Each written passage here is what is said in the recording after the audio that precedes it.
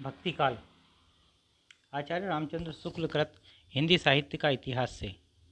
शुक्ल जी ने भक्तिकाल पूर्व मध्यकाल का समय संवत 1375 से 1700 सन 1318 ईस्वी से 1643 ईस्वी तक माना है। भक्तिकाल का विभाजन इस प्रकार किया है, यही विभाजन सर्वमान्य है। भक्तिकाल निर्गुण शाखा, निर्गुण धारा, सगुण धारा। निर्गुण धारा में ज्ञानाश्री, संत शाखा, प्रेमाश्री, सूफी शाखा। सगुण धारा में राम भक्ति शाखा, कृष्ण भक्ति शाखा। इस काल को 6 प्रकरणों में इस प्रकार बांटा गया। प्रकरण 1 सामान्य परिचय, प्रकरण 2 निर्गुण धारा ज्ञानाश्री शाखा, प्रकरण 3 निर्गुण धारा प्रेम मार्गी सूफी शाखा, प्रकरण 4 सगुण धारा राम भक्ति शाखा, प्रकरण 5 सगुण धारा कृष्ण भक्ति शाखा, प्रकरण 6 सगुण धारा भक्ति काल की फुटकल रचनाएं। प्रकरण 1 सामान्य परिचय। इस प्रकरण में शुक्ल जी ने भक्ति काल के उदय की व्याख्या करते हुए उसकी सामान्य प्रवृत्तियों का संक्षिप्त विवरण दिया है। भक्ति काल की राजनीतिक परिस्थितियां इस प्रकार थी। देश में मुसलमानों का राज्य प्रतिष्ठित हो जाने पर हिंदू जनता के हृदय में गौरव, गर्व और उत्साह के लिए वह अवकाश न रह गया। उसके सामने ही उसके देव मंदिर गिराए जाते थे, देव मूर्तियां तोड़ी जाती थी और पूज्य पुरुषों का अपमान होता था और वे कुछ भी नहीं कर सकते थे।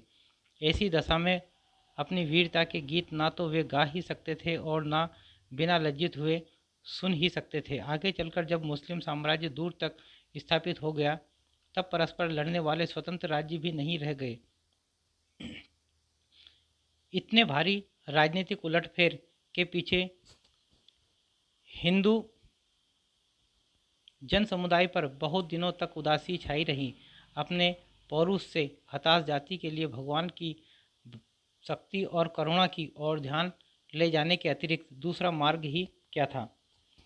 भक्तिकाल की धार्मिक स्थिति के विषय में लिखा है, वज्रयानी, सिद्ध, कापालिक आदि देश के पूर्वी भागों में और नाथपंथी जोगी पश्चिम भागों में रमते चले आ रहे थे। इसी बात से इसका अनुमान हो सकता है कि सामान्य जनता की धर्म भावना कितनी दबती जा रही थी, उसका हृदय धर्म से कितने दूर हटता चला जा रहा था।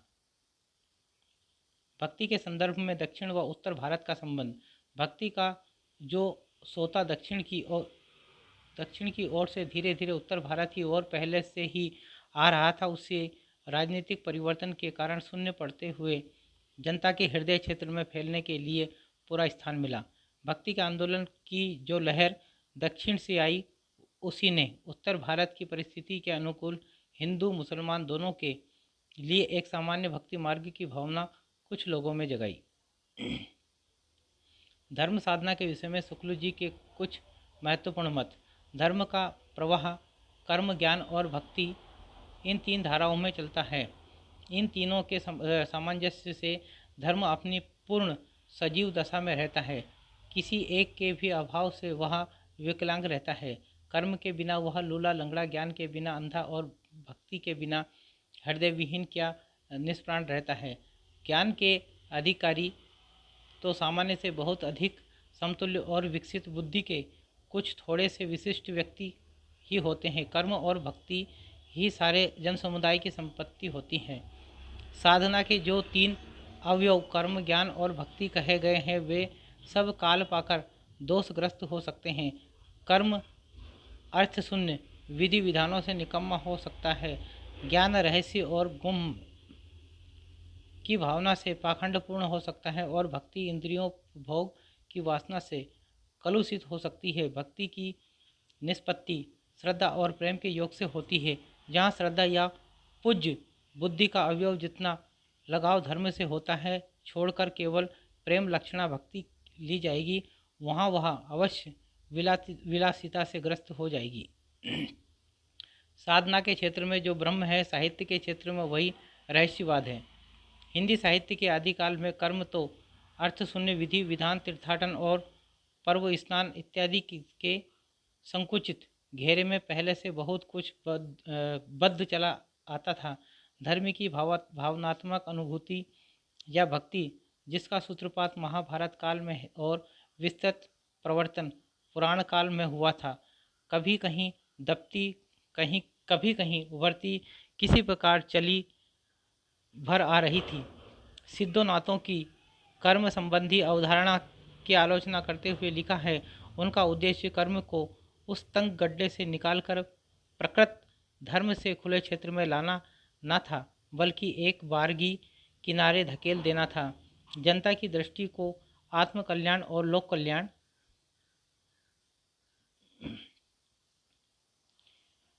विधायक सच्चे कर्मों की ओर ले जाने के बदले उसे वे कर्म क्षेत्र ही हटाने में लग गए थे।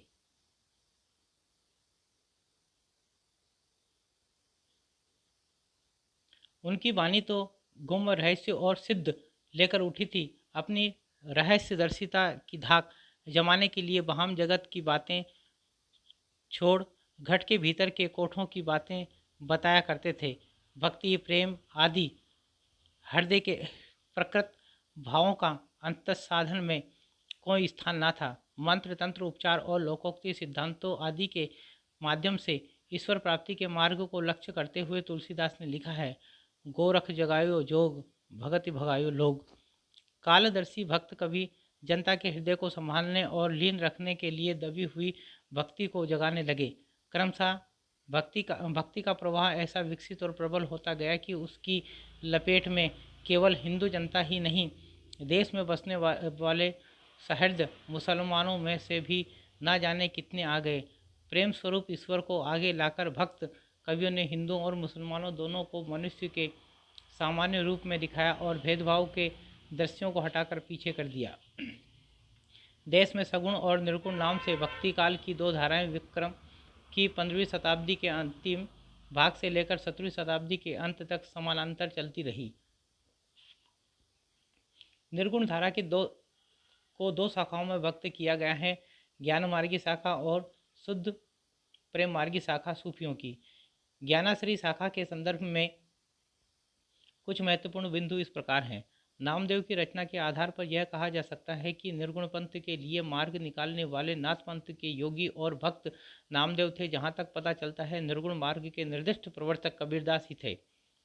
यह शाखा भारतीय ब्रह्म ज्ञान और योग साधना को लेकर तथा उसमें सूफियों के प्रेम तत्व को मिलाकर उपासना क्षेत्र में अग्रसर हुई और सगुण के खंडन में उसी जोश के साथ तत्पर रही जिस जोश के साथ पैगंबरी मत, बहुदेवोपासना और मूर्ति पूजा आदि के खंडन में रहते हैं।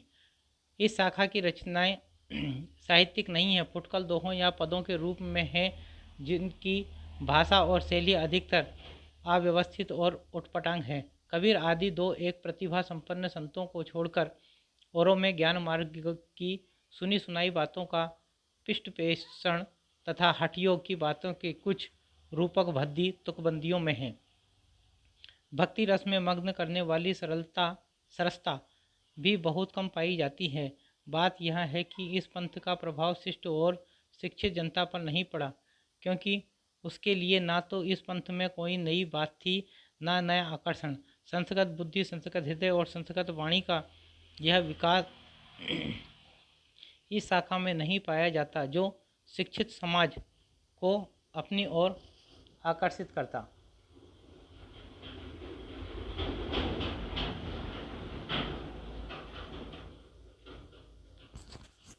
अशिक्षित और निम्न श्रेणी की जनता पर इस संत महात्माओं का भारी उपकार है। उच्च विषयों का कुछ आभास देकर, आचरण की शुद्धता पर जोर देकर, आडंबरों का तिरस्कार करके, आत्मगौरव का भाव उत्पन्न करके इन्होंने इसे ऊपर उठाने का स्तुल्य प्रयत्न किया। पाश्चात्यों ने इन्हें जो धर्म सुधारक की उपाधि दी है, वह इसी बात को ध्यान में रखकर प्रेम गाथा लिखने वाले शुद्ध प्रेम मार्गी सूफी कवियों के विषय में ये बातें कही गई हैं। इनकी प्रेम गाथाएं वास्तव में साहित्य कोटि के भीतर आती है। इस शाखा के सब कवियों ने कल्पित कहानियों के द्वारा प्रेम मार्ग का महत्व दिखाया है। इन साधक कवियों ने लौकिक प्रेम के बहाने उस प्रेम तत्व का आभास दिया है जो प्रियतम ईश्वर से मिलाने वाला है। इन प्रेम कवियों का विषय तो वहीं साधारण होता है, अर्थात किसी राजकुमार का किसी राजकुमारी के लौकिक सौंदर्य की बात सुनकर उसके प्रेम में पागल होना और घटवार छोड़कर निकल पड़ना तथा अनेक कष्ट और आपत्तियां झेलकर अंत में उस राजकुमारी को प्राप्त करना पर प्रेम की पीर की जो व्यंजना होती है वह ऐसे विश्वव्यापक रूप में होती है कि वह प्रेम इस लोक से परे दिखाई पड़ता है। सूफी कवियों ने जो कहानियाँ ली है वे सब हिंदुओं के घर में बहुत दिनों से चली आती कहानियाँ हैं, जिसमें आवश्यकता अनुसार उन्होंने कुछ हेर फेर किया है। कहानियों का मार्मिक आधार हिंदू है।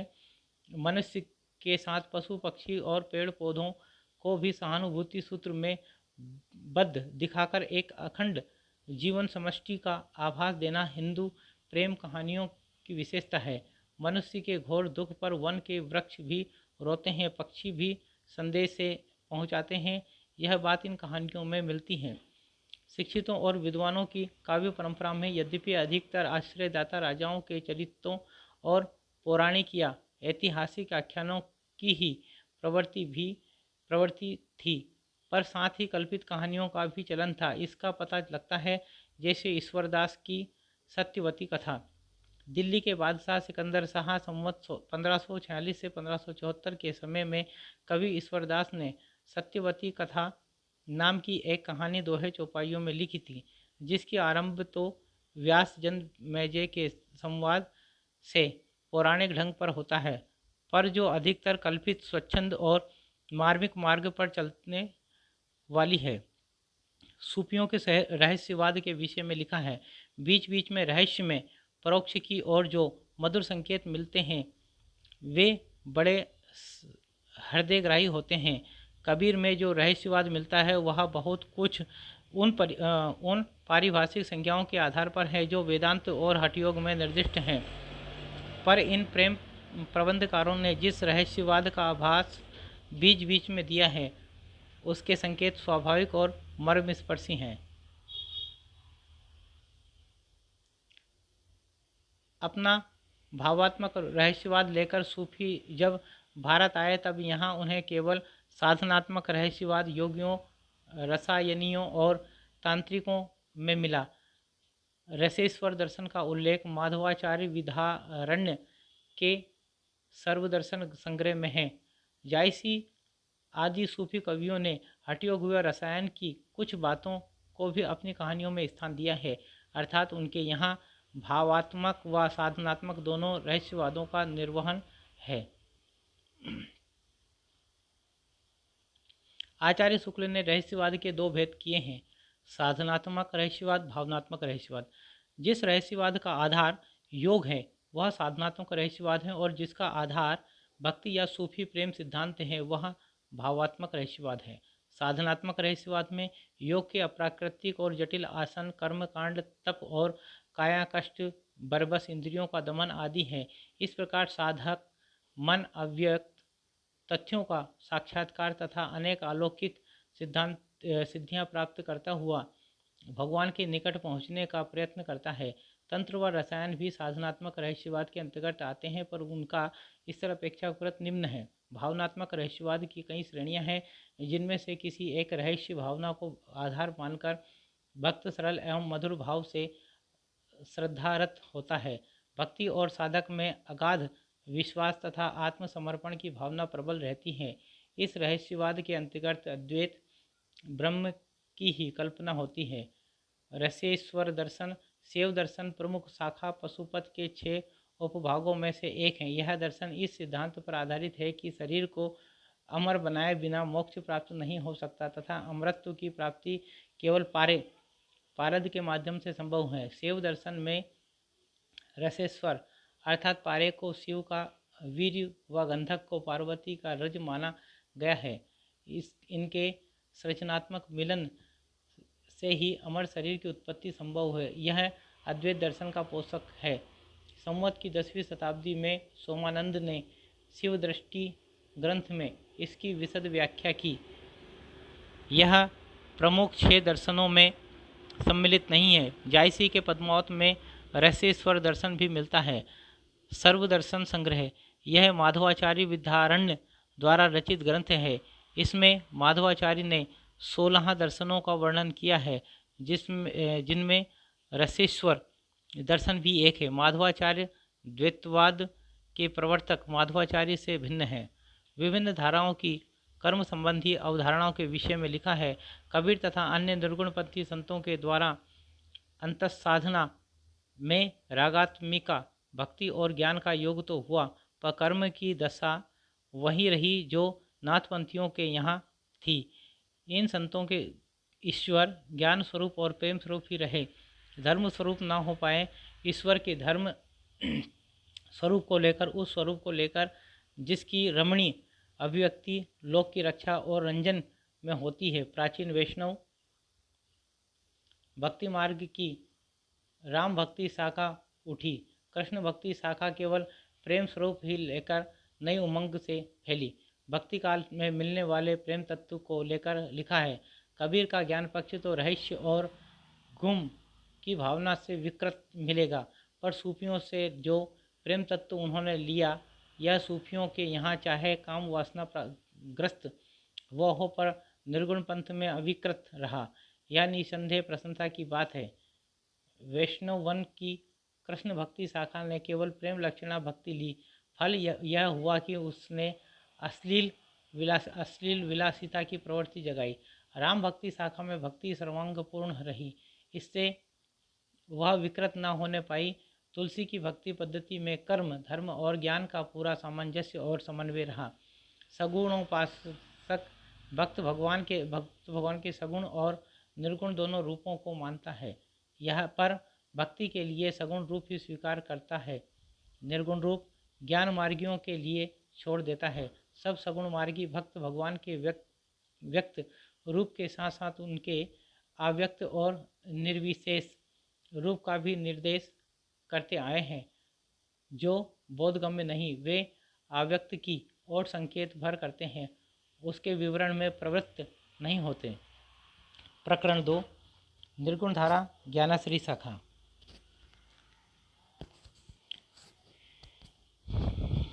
इस प्रकरण में ज्ञानाश्री शाखा के प्रमुख कवियों का वर्णन किया गया है। कवियों को इस क्रम में रखा गया है: कबीर, रैदास, रविदास, धर्मदास, गुरु नानक, दादू दयाल, सुंदरदास, मलुकदास, अक्षर, अनन्य। शुक्ल जी ने एक बात स्पष्ट की है: निर्गुण पंथ के संतों के संबंध में यह अच्छी तरह समझ रखनी चाहिए कि उनमें कोई दार्शनिक व्यवस्था दिखाने का प्रयत्न व्यर्थ है। उन पर द्वैत, अद्वैत, विशिष्टता द्वैत आदि का आरोप करके वर्गीकरण करना दार्शनिक पद्धति की अनभिज्ञता प्रकट करेगा। उनमें जो थोड़ा बहुत भेद दिखाई पड़ेगा वह उन अवयवों की न्यूनता या अधिकता के कारण जिनका मेल करके निर्गुण पंथ चला है। कबीर रामानुज की शिष्य परंपरा में होते हुए भी रामानंद जी भक्ति का एक अलग उदार मार्ग निकाल रहे थे, जिसमें जाति पाति का भेद और खान पान का आचार दूर कर दिया गया था। अतः इसमें कोई संदेह नहीं कि कबीर को राम नाम रामानंद जी से ही प्राप्त हुआ, पर आगे चलकर कबीर के राम रामानंद के राम से भिन्न हो गए। इसमें कोई संदेह नहीं कि कबीर ने ठीक मौके पर जनता के उस बड़े भाग को संभाला जो नाथपंथियों के प्रभाव से प्रेम भाव और भक्ति रस में से शून्य शुष्क पड़ता जा रहा था। कबीर ने दूर दूर तक देशाटन किया। हठ योगियों तथा सूफी मुसलमान फकीरों का भी सत्संग किया, अतः उनकी प्रवृत्ति निर्गुण उपासना की ओर दृढ़ हुई। जो ब्रह्म हिंदुओं की विचार पद्धतियों में ज्ञान मार्ग का एक निरूपण था, उसी को कबीर ने सूफियों के ढर्रे पर उपासना का ही विषय नहीं, प्रेम का भी विषय बनाया और उसकी प्राप्ति के लिए हठ योगियों की साधना का समर्थन किया।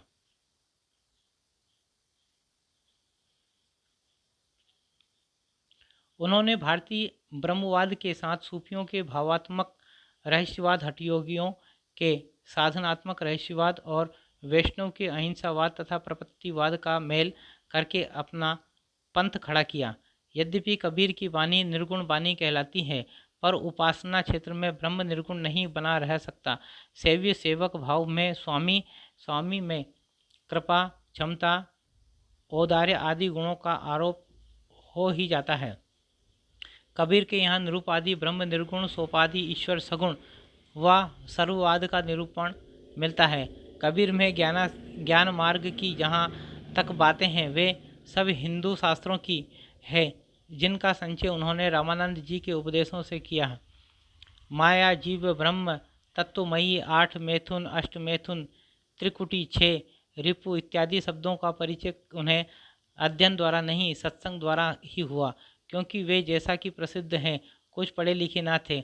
उपासना के वाहम स्वरूप पर आग्रह करने वाले और कर्मकांड के प्रधानता देने वाले पंडितों और मुल्लों दोनों को उन्होंने खरी खरी सुनाई और राम रहीम की एकता समझकर हृदय को शुद्ध और प्रेम में करने का उपदेश दिया।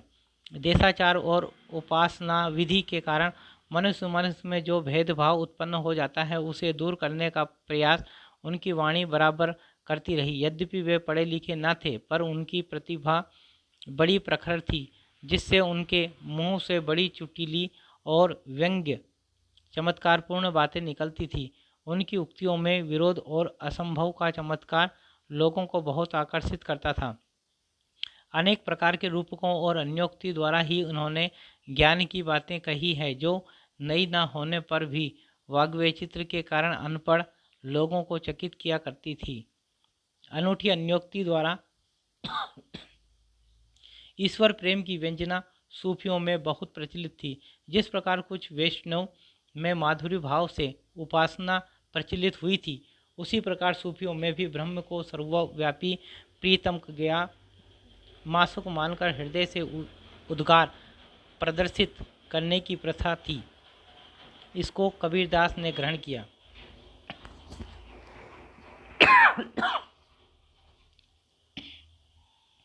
कबीर अपने श्रोताओं पर यह अच्छी तरह भाषित करना चाहते थे कि हमने ब्रह्म का साक्षात्कार कर लिया है।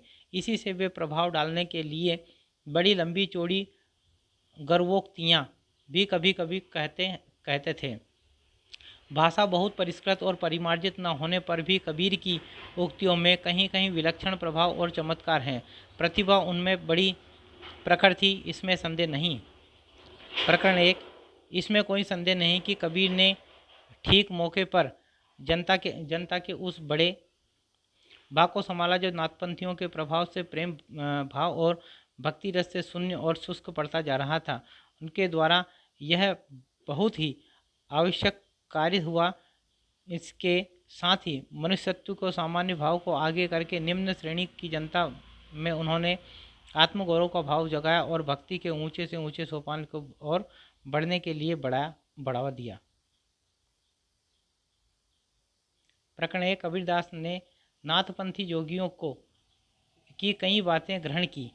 जैसे नाथपंथियों ने भेदभाव को निर्दिष्ट करने वाले उपासना के बाहरी विधाओं को अलग रखकर अंतःसाधना पर जोर दिया, लेकिन नाथपंथियों ने हृदय पक्ष शून्य सामान्य अंतःसाधना का मार्ग अपनाया, पर कबीर ने इसे नहीं स्वीकारा। नाथपंथ व निर्गुण पंथ में यह मुख्य अंतर है। कबीर व निर्गुण पंथियों ने अंतःसाधना में रागात्मिका भक्ति और ज्ञान का योग किया। प्रकरण 1। कबीर ने जिस प्रकार एक निराकार ईश्वर के लिए भारतीय वेदांत का पल्ला पकड़ा, उसी प्रकार उस निराकार ईश्वर की भक्ति के लिए सूफियों का प्रेम तत्व लिया और अपना निर्गुण धूमधाम से निकाला। प्रकरण 1। इन्होंने एक और तो स्वामी रामानंद जी के शिष्य होकर भारतीय अद्वैतवाद की कुछ स्थूल बातें ग्रहण की और दूसरी ओर योगियों और सूफी फकीरों के संस्कार प्राप्त किए। वैष्णव से उन्होंने अहिंसावाद और प्रवृत्तिवाद लिए। इसी से उनके यथा निर्गुणवाद वाले दूसरे संतों के वचनों में कहीं भारतीय अद्वैतवाद की झलक मिलती है, तो कहीं योगियों के नाड़ी चक्र की, कहीं सूफियों के प्रेम तत्व की, कहीं पैगंबर कट्टर खुदावाद की और कहीं अहिंसावाद की। तात्विकता से ना तो हम इन्हें पूरे अद्वैतवादी कह सकते हैं और ना एकेश्वरवादी। दोनों का मिला जुला भाव इनकी वाणी में मिलता है। इनका लक्ष्य एक ऐसी सामान्य भक्ति पद्धति का प्रचार था जिसमें हिंदू और मुसलमान दोनों योग दे सकें और भेदभाव का कुछ परिहार हो। प्रकरण थी। कबीर ने अपनी झाड़ फटकार के द्वारा हिंदुओं और मुसलमानों के कट्टरपन को दूर करने का जो प्रयास किया वह अधिकतर चिढ़ाने वाला सिद्ध हुआ, हृदय की स्पर्श करने वाला नहीं। मनुष्य मनुष्य के बीच जो रागात्मक संबंध है वह उसके द्वारा व्यक्त न हुआ। अपने नित्य के जीवन में जिस हृदयाभास का अनुभव मनुष्य कभी कभी किया करता है उसकी अभिव्यंजना उससे न हुई। रैदास या रविदास। रैदास का अपना अलग प्रभाव पछाह की ओर जान पड़ता है। साधु का एक संग्रह संप्रदाय जो फर्रुखाबाद और थोड़ा बहुत मिर्ज़ापुर में भी पाया जाता है रैदास की ही परंपरा में कहा जा सकता है। रैदास की भक्ति भी निर्गुण ढांचे की जान पड़ती है। कहीं तो वे अपने भगवान को सब में व्यापक देखते हैं, कहीं कबीर की तरह परात्पर की ओर संकेत करते हैं। धर्मदास। कबीर के मुख से मूर्ति पूजा, तीर्थाटन, देवार्चन आदि का खंडन सुनकर इनका झुकाव निर्गुण संत मत की ओर हुआ। अंत में ये कबीर से सत्यनाम की दीक्षा लेकर उनके प्रधान शिष्यों में हो गए और संवत 1575 में कबीरदास के परलोकवास पर उनकी गद्दी इन्हीं को मिली।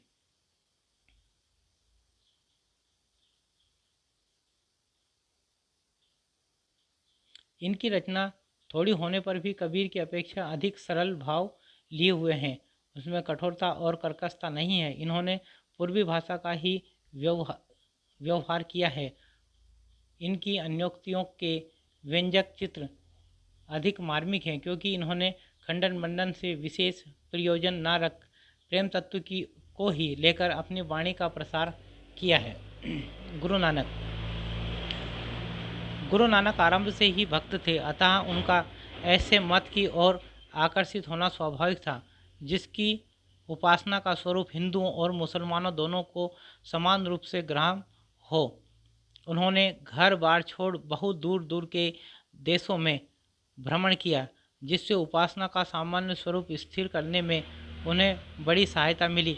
अंत में कबीरदास की निर्गुण उपासना का प्रचार उन्होंने पंजाब में आरंभ किया और वे सिख संप्रदाय के आदि गुरु हुए। भक्ति का विनय के सीधे साधे भाव सीधी सादी भाषा में कहे गए हैं। कबीर के समान अशिक्षितों का प्रभाव डालने के लिए टेढ़े मेढ़े रूपकों में नहीं, इससे इनकी प्रकृति की सरलता और अहम भाव शून्यता का परिचय मिलता है। दादू दयाल। इनकी रचना में अरबी फारसी के शब्द अधिक हैं और प्रेम तत्व की व्यंजना अधिक है। घट के भीतर के रहस्य प्रदर्शन की प्रवृत्ति इनमें बहुत कम है। दादू की वाणी में यद्यपि उक्तियों का वह चमत्कार नहीं है जो कबीरदास की वाणी में मिलता है, पर प्रेम भाव का निरूपण अधिक सरल, सरस और गंभीर है। कबीर के समान खंडन और वाद विवाद में इन्हें रुचि न थी। सुंदरदास। निर्गुण पंथियों में ये ही एक ऐसे व्यक्ति हुए हैं जिन्हें समुचित शिक्षा मिली थी और काव्य कला की रीति आदि से अच्छी तरह परिचित थे, अतः इनकी रचना साहित्य को सरस है। भाषा भी काव्य की मंजी हुई ब्रजभाषा है। भक्ति और ज्ञान चर्चा के अतिरिक्त नीति और देशाचार आदि पर भी इन्होंने बड़े सुंदर पद कहे हैं। इनकी रचना काव्य पद्धति के अनुसार होने के कारण और संतों की रचना से भिन्न दिखाई पड़ती हैं। संत तो ये थे ही, पर कवि भी थे। सुशिक्षा द्वारा विस्तृत दृष्टि प्राप्त होने से इन्होंने और निर्गुणवादियों के समान लोक धर्म की उपेक्षा नहीं की है। इन्होंने जो षष्ठी तत्व आदि कहे हैं वे भी औरों के समान मनमाने और ऊटपटांग नहीं हैं, शास्त्र में अनुकूल हैं। प्रकरण 3। निर्गुण धारा प्रेम मार्गी सूफी शाखा। इस काल के निर्गुणोपासक भक्तों की दूसरी शाखा उन सूफी कवियों की है जिन्होंने प्रेम गाथाओं के रूप में उस प्रेम तत्व का वर्णन किया है जो ईश्वर को मिलाने वाला है तथा जिसका आभास लौकिक प्रेम के रूप में मिलता है। सूफियों के अनुसार यह सारा जगत एक ऐसे रहस्यमय प्रेम सूत्र में बंधा है जिसका अवलंबन करके जीव उस प्रेम मूर्ति तक पहुँचने का मार्ग पा सकता है। ईश्वर का विरह सूफियों के यहाँ भक्त की प्रधान संपत्ति है, जिसके बिना साधना के मार्ग में कोई प्रवृत्ति नहीं हो सकता, किसी की आँख नहीं खुल सकती। कुतुबन जायसी आदि इन प्रेम कहानियों के कवियों ने प्रेम का शुद्ध मार्ग दिखाते हुए उस सामान्य जीवन दशाओं को सामने रखा जिसका मनुष्य मात्र के हृदय पर एक सा प्रभाव दिखाई पड़ता है। हिंदू हृदय और मुसलमान हृदय आमने सामने करके अजनबीपन मिटाने वालों में इन्हीं का नाम लेना पड़ेगा। इन्होंने मुसलमान होकर हिंदुओं की कहानियाँ हिंदुओं की ही बोली में पूरी सहृदयता से कहकर उनके जीवन की मर्म स्पर्शी अवस्थाओं के साथ अपने उदार हृदय का पूर्ण सामंजस्य दिखा दिया। आचार्य शुक्ल ने प्रेम मार्गी सूफी शाखा के कवियों का इस क्रम में वर्णन किया। कुतुबन मंजन, मलिक मोहम्मद जायसी, उस्मान शेख नबी, कासिम शाह, नूर मोहम्मद, कुतुबन मृगावती। इस कहानी के द्वारा कवि ने प्रेम मार्ग के तत्व और कष्ट का निरूपण करके साधक के भगवत प्रेम का स्वरूप दिखाया और बीच बीच में सूफियों की शैली पर बड़े सुंदर रहस्य में आध्यात्मिक आभास हैं। मंजन मधुमालती। मृगावती के समान मधुमालती में भी 5 चौपाइयों अर्धालियों के उपरांत एक दोहे का क्रम रखा गया है। परम मृगावती की अपेक्षा इसकी कल्पना भी विशद है और वर्णन भी अधिक विस्तृत और हृदयग्राही है। आध्यात्मिक प्रेम भाव की व्यंजना के लिए प्रकृति के भी अधिक दृश्यों का समावेश मंजन ने किया है। कहानी भी कुछ अधिक जटिल और लंबी है। जन्म जन्मांतर और योन्यंतर के बीच प्रेम की अखंडता दिखाकर मंजन ने प्रेम तत्व की व्यापकता और नित्यता का आभास दिया है। मलिक मोहम्मद जायसी पद्मावत। ग्रंथारंभ में कवि ने मसनवी की रूढ़ी के अनुसार शाहे वक्त शेर शाह की प्रशंसा की है। जायसी की अक्षय कीर्ति का आधार है पद्मावत, जिसके पढ़ने से यह प्रकट हो जाता है कि जायसी का हृदय कैसा कोमल और प्रेम के पीर से भरा हुआ था। क्या लोक पक्ष में क्या अध्यात्म पक्ष में दोनों ओर उसकी दृढ़ता, गंभीरता और सरसता विलक्षण दिखाई देती है। कबीर ने केवल भिन्न प्रतीत होती हुई परोक्ष सत्ता की एकता का आभास दिया था। प्रत्यक्ष जीवन की एकता का दृश्य सामने रखने की आवश्यकता बनी थी। यह जायसी द्वारा पूरी हुई। पद्मावत में प्रेम गाथा की परंपरा पूर्ण प्रौढ़ता को प्राप्त मिलती है। यह उस परंपरा से में सबसे अधिक प्रसिद्ध ग्रंथ है। इसकी कहानी में भी विशेषता है, इसमें इतिहास और कल्पना का योग है।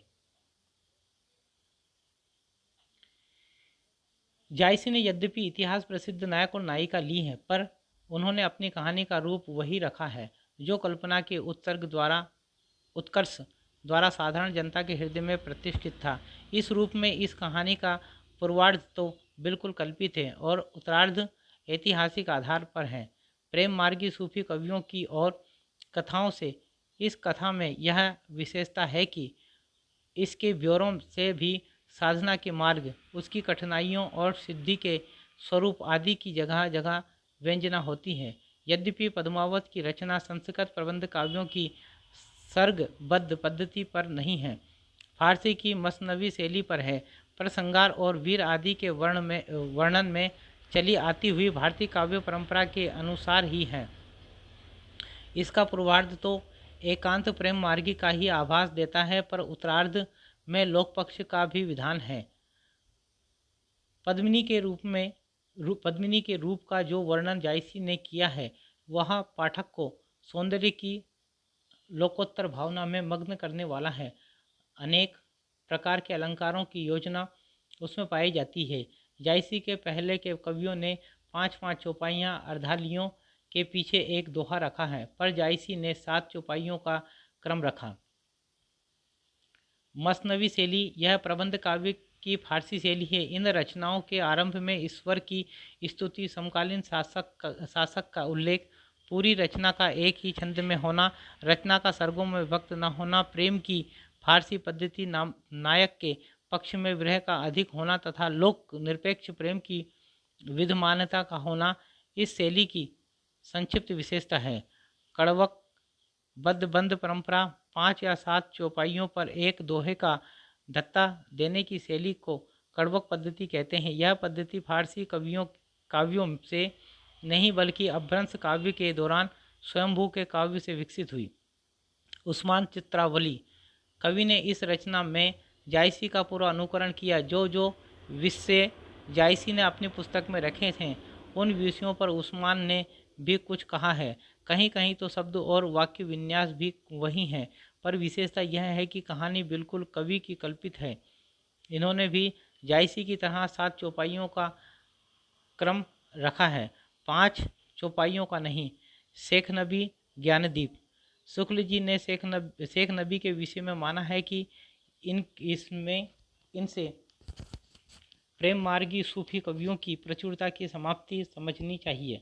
यहाँ प्रेम गाथा परंपरा समाप्त होती है। आगे भी इस शैली की कुछ रचनाएं आई है, पर जनता पर उनका वैसा प्रभाव नहीं पड़ता। कासिम शाह हंस जवाहिर इनकी रचना बहुत निम्न कोटि की है। इन्होंने जगह जगह जायसी की पदावली तक ली है, पर प्रौढ़ता नहीं है। नूर मोहम्मद इंद्रावती अनुराग बांसुरी नूर मोहम्मद फारसी के अच्छे आलिम थे और इनका हिंदी काव्य भाषा का भी ज्ञान और सब सूफी कवियों से अधिक था। इंद्रावती कवि ने जायसी के पहले के कवियों के अनुसार 5 चौपाइयों के उपरांत दोहे का क्रम रखा है। इसी ग्रंथ की सूफी पद्धति का अंतिम ग्रंथ मानना चाहिए। अनुराग बांसुरी इसकी भाषा सूफी रचनाओं से बहुत अधिक संस्कृत गर्भित है। हिंदी भाषा में रचना करने इंद्रावती के कारण शायद इन्हें उपालंभ सुनने को मिलता था कि तुम मुसलमान होकर हिंदी भाषा में रचना करने क्यों गए। संवत 1800 तक आते आते मुसलमान हिंदी से किनारा खींचने लगे थे। हिंदी हिंदुओं के लिए छोड़कर अपने लिखने पढ़ने की भाषा में वे विदेशी अर्थात फारसी ही रखना चाहते थे, जिसे उर्दू कहते हैं। उसका उस समय तक साहित्य में कोई स्थान न था। कवि ने इसकी रचना अधिक पांडित्यपूर्ण रखने का प्रयत्न किया है और विषय भी इसका तत्वज्ञान संबंधी है। शरीर, जीवात्मा और मनोवृत्तियों आदि को लेकर पूरा अध्यवस्थित रूपक एलेगरी खड़ा करके कहानी बांधी है और सब सूफी कवियों की कहानियों के बीच में दूसरा पक्ष व्यंजित होता है, पर वह सारी कहानी और सारे पात्र ही रूपक हैं। चौपाइयों के बीच बीच में इन्होंने दोहे न रखकर बरवे रखे हैं। प्रयोग भी ऐसे संस्कृत शब्दों के हैं जो और सूफी कवियों में नहीं आए हैं। काव्य भाषा के अधिक निकट होने के कारण भाषा में कहीं कहीं ब्रज भाषा के शब्द और प्रयोग भी पाए जाते हैं। शुक्ल जी ने यही सूफी आख्यान काव्यों की अखंडित परंपरा की समाप्ति मानी है। प्रेम मार्गी सूफी कवियों की प्रचुरता की समाप्ति शेख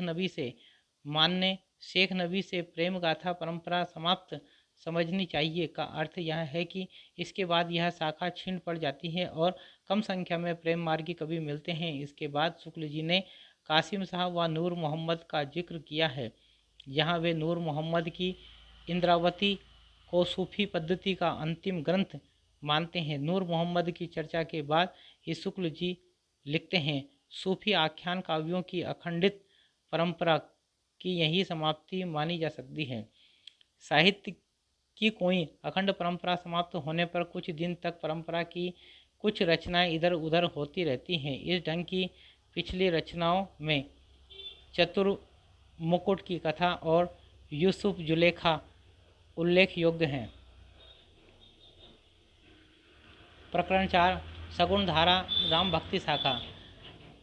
जगत प्रसिद्ध स्वामी शंकराचार्य जी ने जिस अद्वैतवाद का निरूपण किया था वह भक्ति के सन्निवेश के उपयुक्त न था। यद्यपि उसमें ब्रह्म की व्यावहारिक सगुण सत्ता का भी स्वीकार था, पर भक्ति के सम्यक प्रसार के लिए जैसे दृढ़ आधार की आवश्यकता थी वैसा दृढ़ आधार स्वामी रामानुजाचार्य जी संवत 1073 ने खड़ा किया। उनके विशिष्टाद्वैतवाद के अनुसार चिद्दिष्ट ब्रह्म के ही अंश जगत के सारे प्राणी हैं जो उसी से उत्पन्न होते हैं और उसी में लीन होते हैं। अतः इन जीवों के लिए उद्धार का मार्ग यही है कि वे भक्ति द्वारा उस अंशी का सामीप्य लाभ करने का यत्न करें। रामानुजी की शिष्य परंपरा देश में बराबर फैलती गई और जनता भक्ति मार्ग की ओर अधिक आकर्षित होती रही। रामानुजाचार्य और रामानंद की पद्धतियों में मुख्य भेद। रामानुजाचार्य जी के मतावलंबियों होने पर भी अपनी उपासना पद्धति का इन्होंने रामानंद विशेष रूप रखा। इन्होंने उपासना के लिए वैकुंठी निवासी विष्णु का स्वरूप न होकर लोक में लीला विस्तार करने वाले उनके अवतार राम का आश्रय लिया। इनके इष्टदेव राम हुए और मूल मंत्र हुए राम नाम। इन्होंने रामानंद उदारतापूर्वक मनुष्य मात्र को इस सुलभ सगुण भक्ति का अधिकारी माना और देश भेद, वर्ण भेद, जाति भेद आदि का विचार भक्ति मार्ग से दूर रखा। यह बात उन्होंने सिद्धों या नाथपंथियों की देखा देखी नहीं की, बल्कि भगवत भक्ति के संबंध में महाभारत पुराण आदि के कथित सिद्धांत के अनुसार की।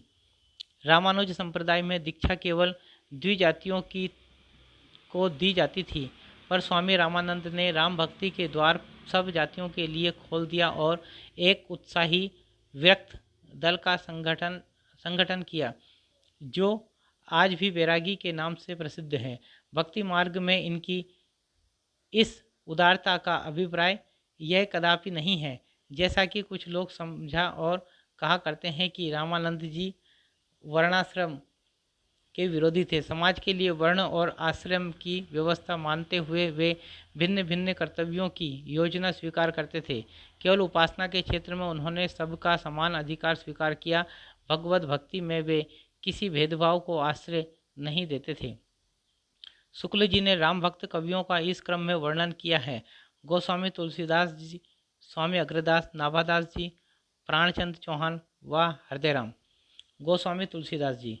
यद्यपि स्वामी रामानंद जी की शिष्य परंपरा के द्वारा देश के बड़े भाग में राम भक्त की पुष्टि निरंतर होती आ रही थी और भक्त लोग फुटकल पदों में राम की महिमा गाते आ रहे थे, पर हिंदी साहित्य के क्षेत्र में इस भक्ति का परमोज्ज्वल प्रकाश विक्रम की 17वीं शताब्दी के पूर्वार्ध में गोस्वामी तुलसीदास जी की वाणी द्वारा स्फुरित हुआ।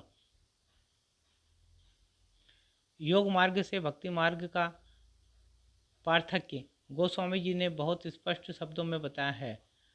योग मार्ग ईश्वर की अंतस्थ मानकर अनेक प्रकार की अंतस्थ साधनाओं में प्रवृत्त करता है। सगुण भक्ति मार्ग ईश्वर को भीतर और बाहर सर्वत्र मानकर उनकी कला का दर्शन खुले हुए व्यक्त जगत के बीच करता है। वह ईश्वर को केवल मनुष्य के क्षुद्र घट के भीतर ही नहीं मानता। घट के भीतर कहने से गुहा या रहस्य की धारणा फैलती है, जो भक्ति के सीधे स्वाभाविक मार्ग में बाधा डालती है। घट के भीतर साक्षात्कार करने की बात कहने वाले प्रायः अपने को गूढ़ रहस्यवादी प्रकट करने के लिए सीधी सादी बात को भी रूपक बांधकर और टेढ़ी पहेली बनाकर कहा करते हैं। पर इस प्रकार के दुराव छिपाव की प्रवृत्ति को गोस्वामी जी भक्ति विरोधी मानते हैं। सरलता या सीधेपन को वे भक्ति का नित्य लक्षण कहते हैं। मन की सरलता, वचन की सरलता और कर्म की सरलता, तीनों को वे भक्ति के मार्ग को ऐसा नहीं मानते जिसे लखे कोई बिरले। वे उसे ऐसा सीधा साधा स्वाभाविक मार्ग बताते हैं जो सबके सामने दिखाई पड़ता है। वह संसार में सबके लिए ऐसा ही सुलभ है जैसे अन्न और जल। जिस हृदय में से भक्ति की जाती है वह सबके पास है। हृदय की जिस पद्धति से भक्ति की जाती है वह भी वही है जिससे माता पिता की भक्ति, पुत्र कलत्र का प्रेम किया जाता है। सगुण धारा की भारतीय पद्धति के भक्तों में कबीर, दादू आदि के लोक धर्म विरोधी स्वरूप को यदि किसी ने पहचाना तो गोस्वामी जी ने। उन्होंने देखा कि उनके वचनों से जनता की चित्तवृत्ति में ऐसे घोर विकार की आशंका है जिससे समाज विशृंखल हो जाएगा, उसकी मर्यादा नष्ट हो जाएगी। गोस्वामी जी की भक्ति पद्धति की सबसे बड़ी विशेषता है उसकी सर्वांग पूर्णता। जीवन के किसी पक्ष को सर्वथा छोड़कर वह नहीं चलती है। वह सब पक्षों के साथ उसका सामंजस्य है, ना उसका कर्म या धर्म से विरोध है, ना ज्ञान से धर्म तो उसका नित्य लक्षण है। तुलसी की भक्ति को धर्म और ज्ञान दोनों की रसानुभूति कह सकते हैं। योग का भी उसमें समन्वय है, पर उतने ही का जितना ध्यान के लिए चित्त को एकाग्र करने के लिए आवश्यक है। प्राचीन भारतीय भक्ति मार्ग के भीतर भी उन्होंने बहुत सी बढ़ती हुई बुराइयों को रोकने का प्रयत्न किया। शैवों और वैष्णवों के बीच बढ़ते हुए विद्वेष को उन्होंने अपनी सामंजस्य व्यवस्था द्वारा बहुत कुछ रोका, जिसके कारण उत्तर भारत में वह वैसा भयंकर रूप न धारण कर सका जैसा उसने दक्षिण में किया। भक्ति की चरम सीमाओं पर पहुंचकर भी लोक पक्ष उन्होंने नहीं छोड़ा। लोक संग्रह का भाव उनकी भक्ति का एक अंग था। कृष्णोपासक भक्ति में इस अंग की कमी थी। उनके बीच उपास्य और उपासक के संबंध की ही गूढ़ातिगूढ़ व्यंजना हुई। दूसरे प्रकार के लोक व्यापक नाना संबंधों के कल्याणकारी सौंदर्य की प्रतिष्ठा नहीं हुई। यही कारण है कि इनकी भक्ति रस भरी वाणी जैसी मंगलकारिणी मानी गई, वैसी और किसी की नहीं।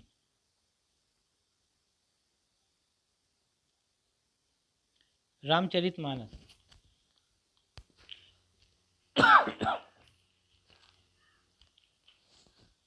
अपनी सगुणोपासना का निरूपण गोस्वामी जी ने कई ढंग से किया है। रामचरितमानस में नाम और रूप दोनों को ईश्वर की उपाधि कहकर वे उन्हें उसकी अभिव्यक्ति मानते हैं। रामचरितमानस के उत्तरकांड में उन्होंने ज्ञान की अपेक्षा भक्ति को कहीं अधिक सुसाध्य और आशुफलदायिनी कहा है। रचना कौशल, प्रबंध पटुता, सहृदयता इत्यादि सब गुणों का समाहार रहे रामचरितमानस में मिलता है।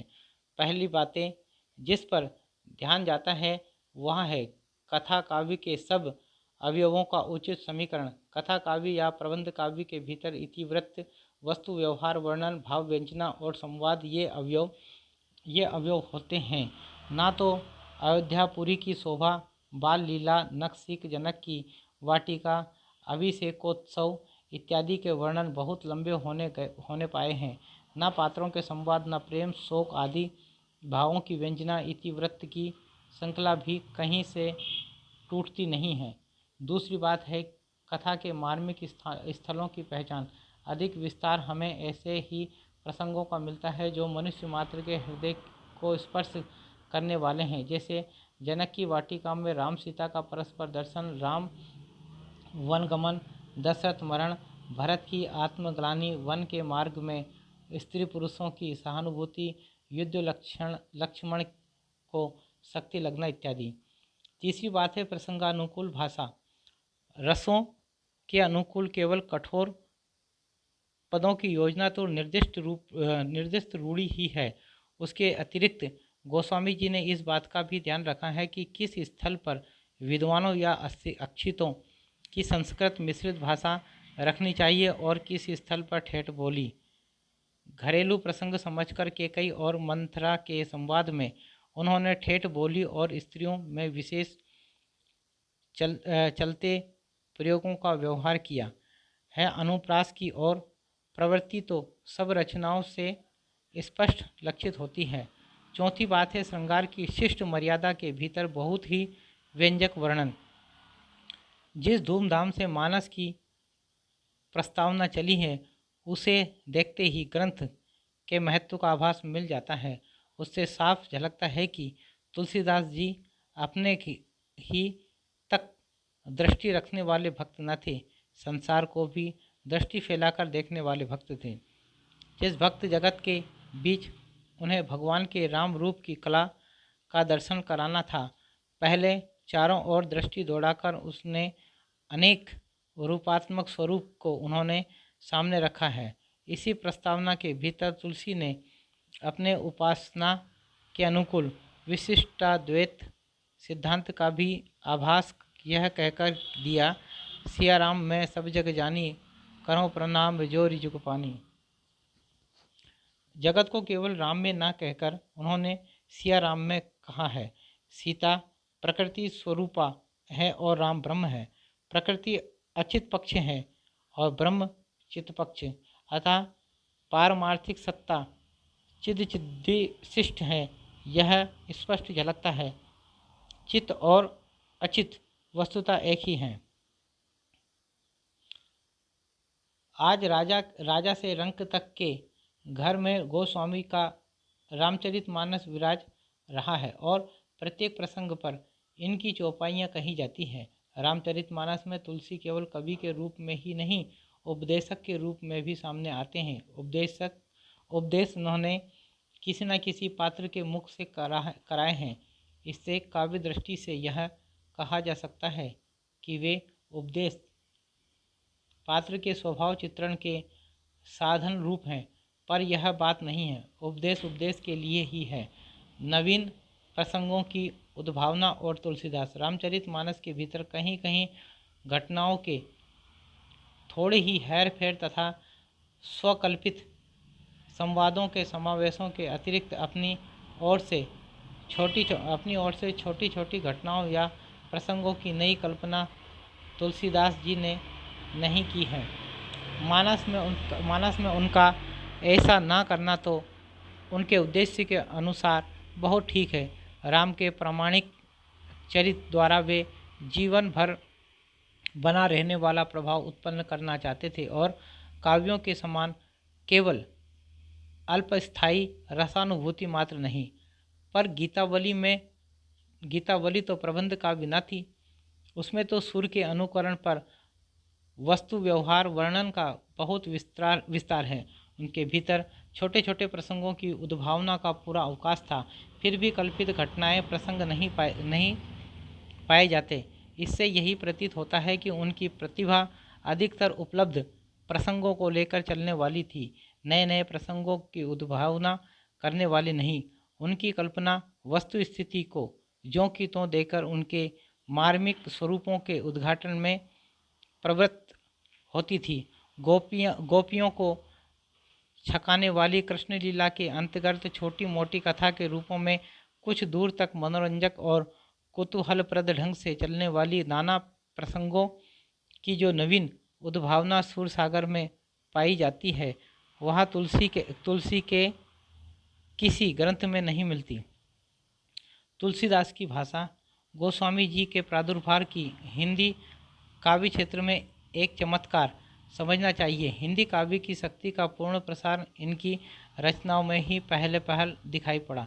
साहित्य की भाषा में जो वीर गाथा काल के कवियों ने हाथ में बहुत कुछ अपने पुराने रूप में ही रची रही प्रचलित भाषा के संयोग से नया जीवन सगुणोपासना कवियों द्वारा प्राप्त हुआ। गोस्वामी तुलसीदास के समय में काव्य भाषा के दो रूप प्रचलित थे, एक ब्रज और दूसरी अवधी। दोनों में उन्होंने समान अधिकार के साथ रचनाएं की। सगुण कवियों की काव्य भाषा का विकास। ब्रज भक्तवर सूरदास जी ब्रज की चलती भाषा को परंपरा से चली आती हुई काव्य भाषा के बीच पूर्ण रूप से प्रतिष्ठित करके साहित्यिक भाषा को लोक व्यवहार के मूल में लाए। उन्होंने परंपरा से चली आती हुई काव्य भाषा का तिरस्कार न करके उसे एक नया चलता रूप दिया।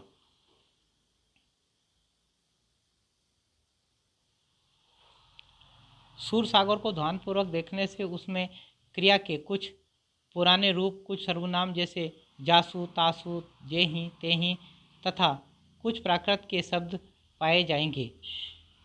सारांश यह कि वे परंपरागत काव्य भाषा को बिल्कुल अलग करके एक बार की नई चलती बोली लेकर नहीं चले। भाषा का एक शिष्ट सामान्य रूप उन्होंने रखा, जिसका व्यवहार आगे चलकर बराबर कविता में होता आया। अवधी पूर्वी भाषा। अवधी की सबसे पुरानी रचना ईश्वरदास की सत्यवती कथा है। आगे चलकर प्रेम मार्गी शाखा के मुसलमान कवियों ने भी अपनी कहानियों के लिए अवधी भाषा ही चुनी। हिंदी कविता के प्रेमी मात्र जानते हैं कि उनका ब्रज और अवधी दोनों भाषाओं पर समान अधिकार था। ब्रज भाषा का जो माधुर्य हम सूर सागर में पाते हैं वही माधुर्य और भी संस्कृत रूप में हम गीतावली और कृष्ण गीतावली में पाते हैं।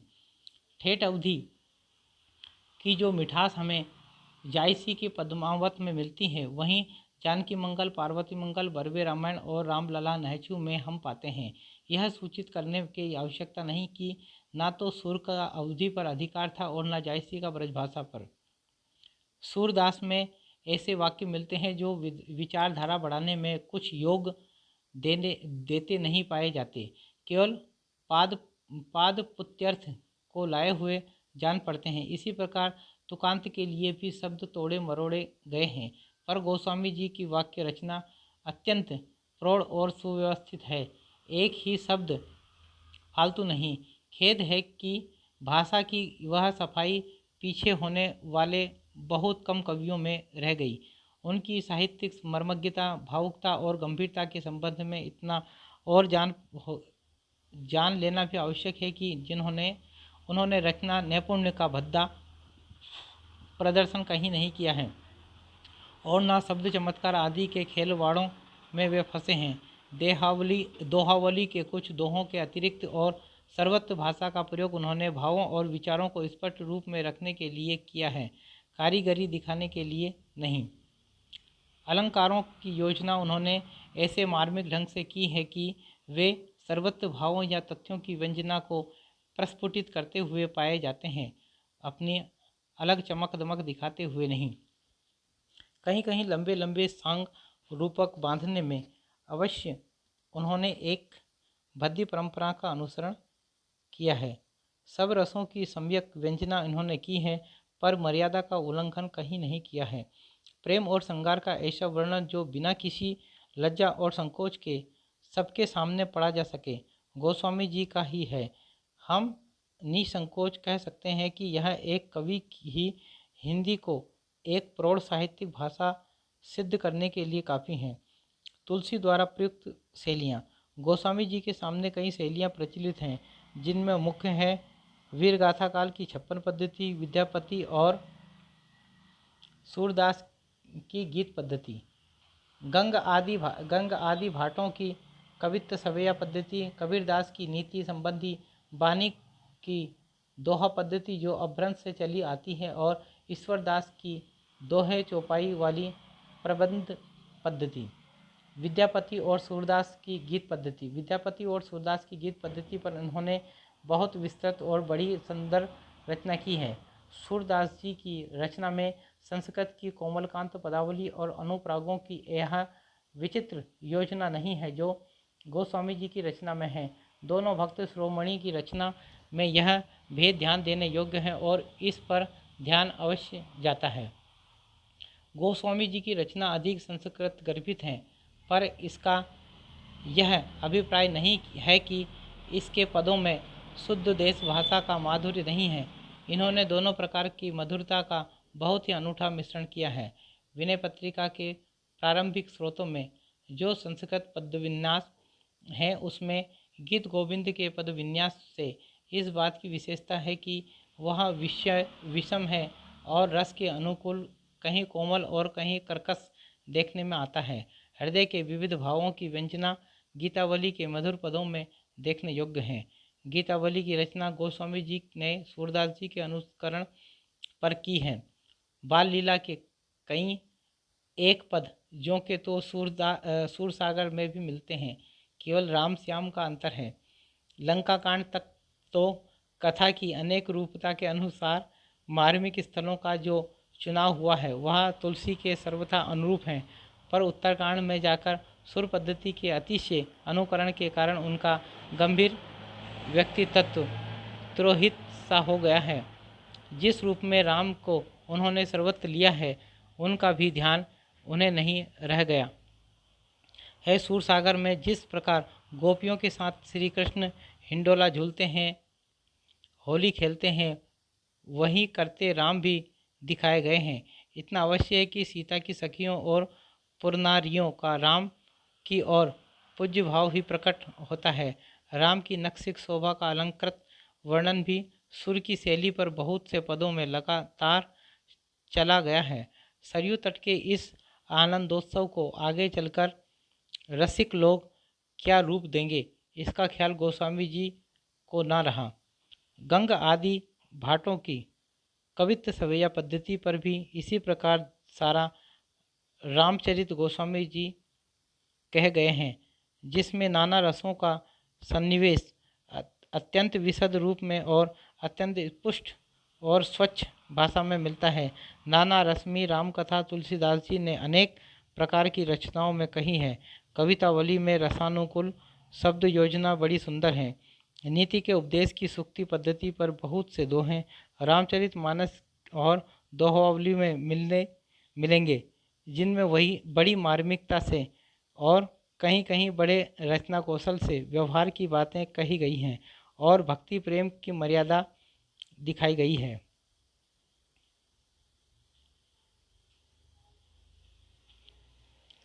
जिस प्रकार चौपाई दोहे के क्रम में जायसी ने अपना पद्मावत नाम का प्रबंध काव्य लिखा, उसी क्रम पर गोस्वामी जी ने अपना परम प्रसिद्ध काव्य रामचरितमानस, जो लोगों के हृदय का हार बनता चला आता है, रचा।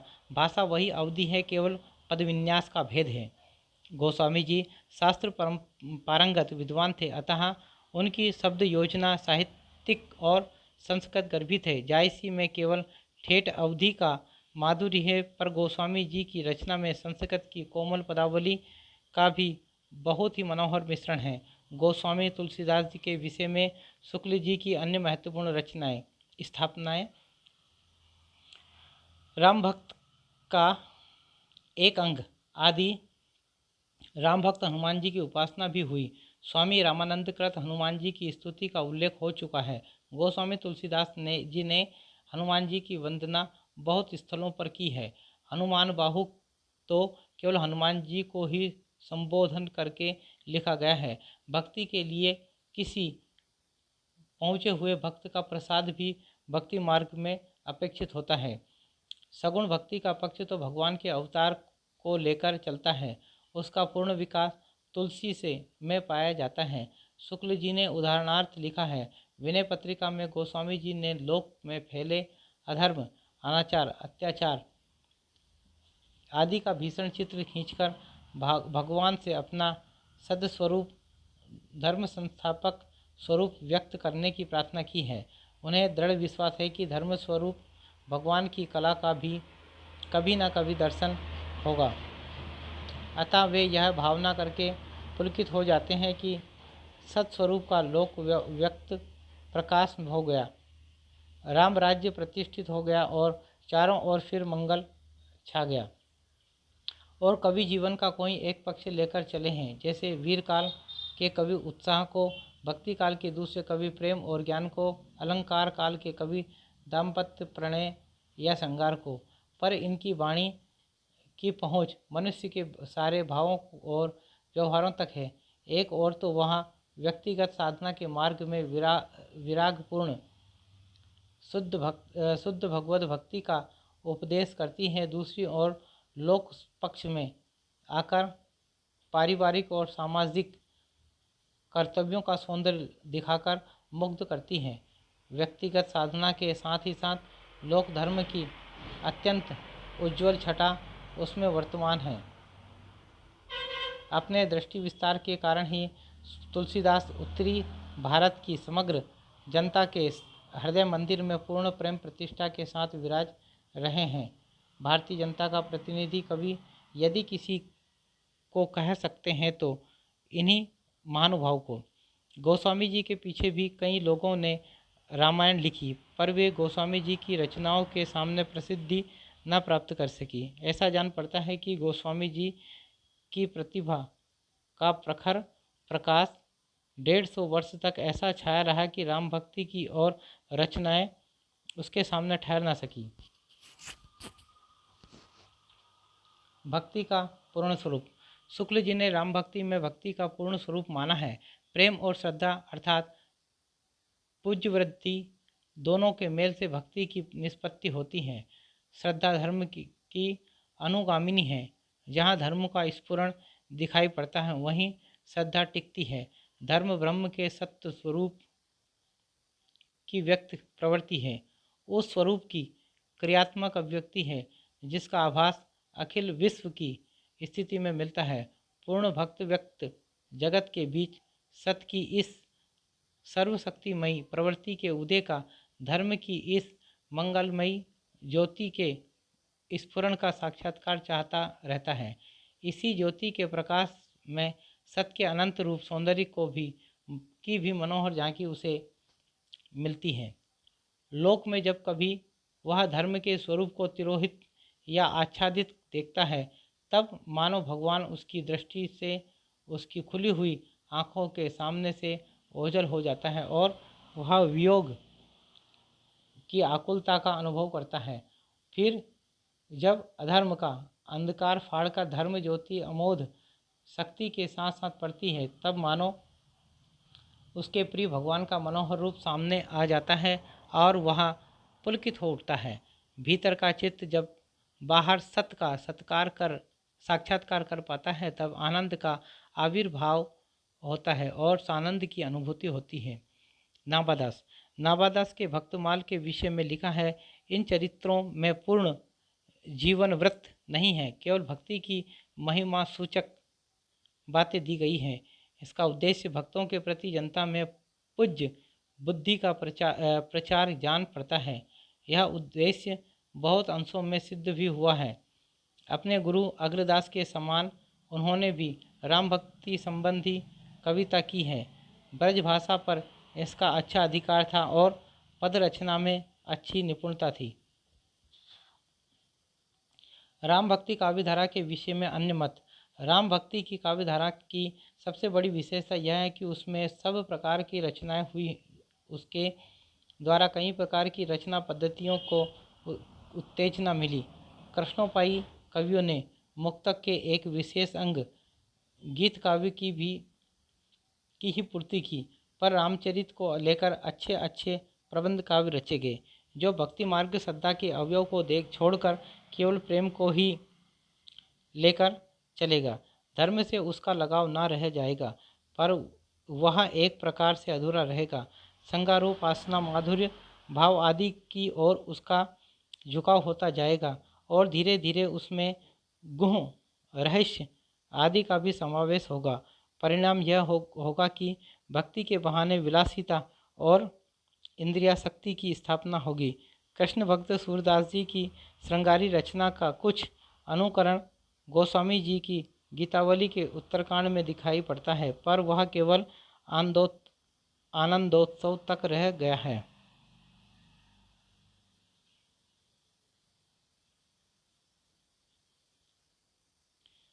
कृष्ण भक्ति शाखा कृष्ण भगवान के धर्म स्वरूप को, लोक रक्षक और लोकरंजक स्वरूप को छोड़कर केवल मधुर स्वरूप और प्रेम लक्षणा भक्ति के सामग्री लेकर चली। इससे धर्म सौंदर्य के आकर्षण से वह दूर पड़ गई। तुलसीदास जी ने भक्ति को अपने पूर्ण रूप में, श्रद्धा प्रेम समन्वित रूप में सबके सामने रखा और धर्म का सदाचार को उसका नित्य लक्षण निर्धारित किया। प्रकरण 5 सगुण धारा कृष्ण भक्ति शाखा। इस प्रकार में शुक्ल जी ने शंकर व श्री वल्लभाचार्य के माध्यम से कृष्ण भक्ति शाखा का दार्शनिक आधार व इतिहास समझाया है। इसके बाद अष्टचाप के कवियों व अन्य कृष्ण भक्त कवियों के विषय में चर्चा की गई है। श्री वल्लभाचार्य विक्रम की 15वीं और 16वीं शताब्दी में वैष्णव धर्म का जो आंदोलन देश के एक छोर से दूसरे छोर तक रहा, उसके श्री वल्लभाचार्य जी प्रधान प्रवर्तकों में से थे।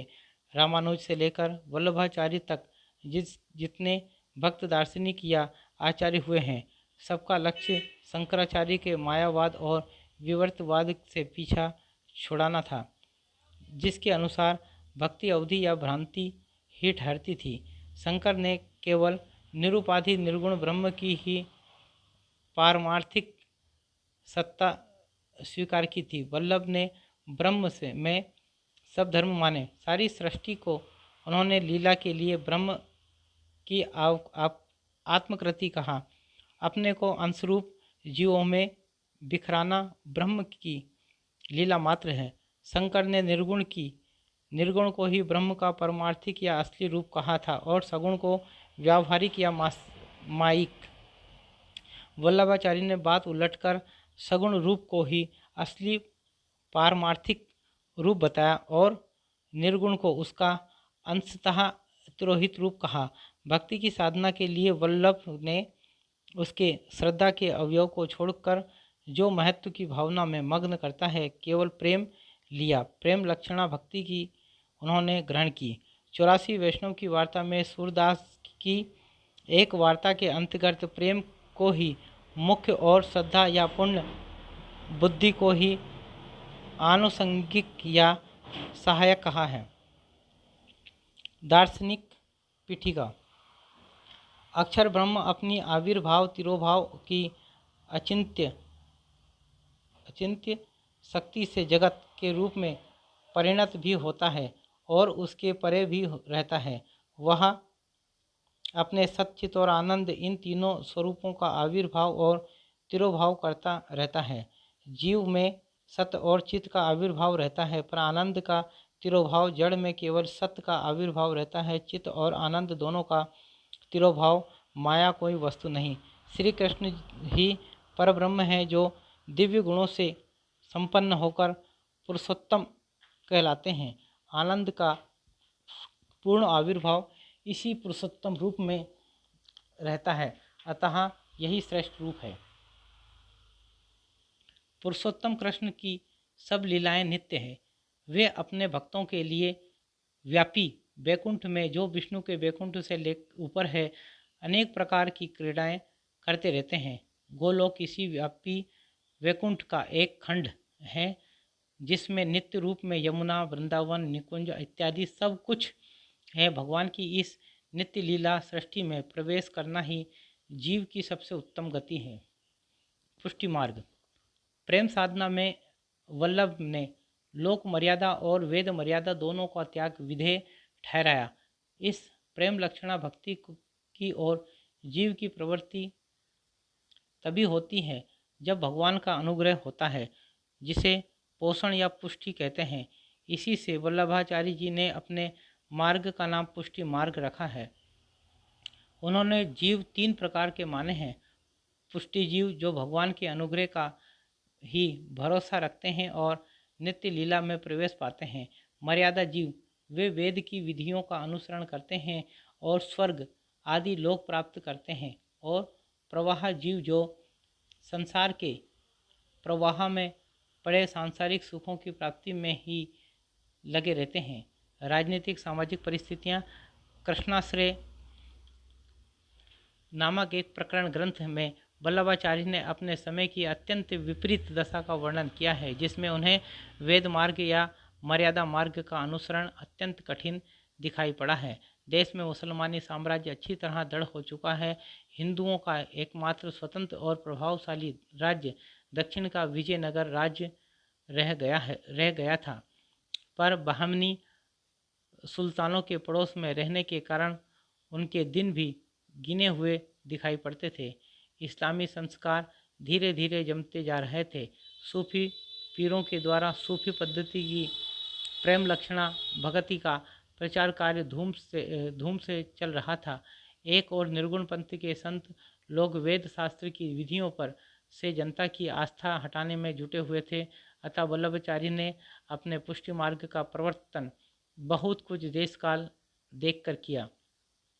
रामानुजाचार्य के समान वल्लभाचार्य ने भी भारत के बहुत से भागों के में पर्यटन और विद्वानों से शास्त्रार्थ करके अपने मत का प्रचार किया था।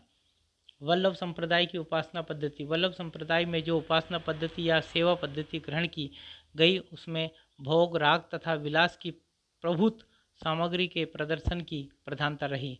भोग विलास के इस आकर्षण का प्रभाव सेवक सेविकाओं पर कहाँ तक अच्छा पड़ सकता था।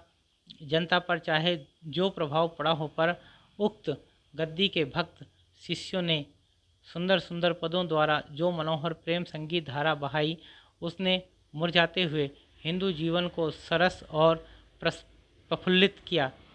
इस संगीत धारा में दूसरे संप्रदायों के कृष्ण भक्तों ने भी पूरा योग दिया।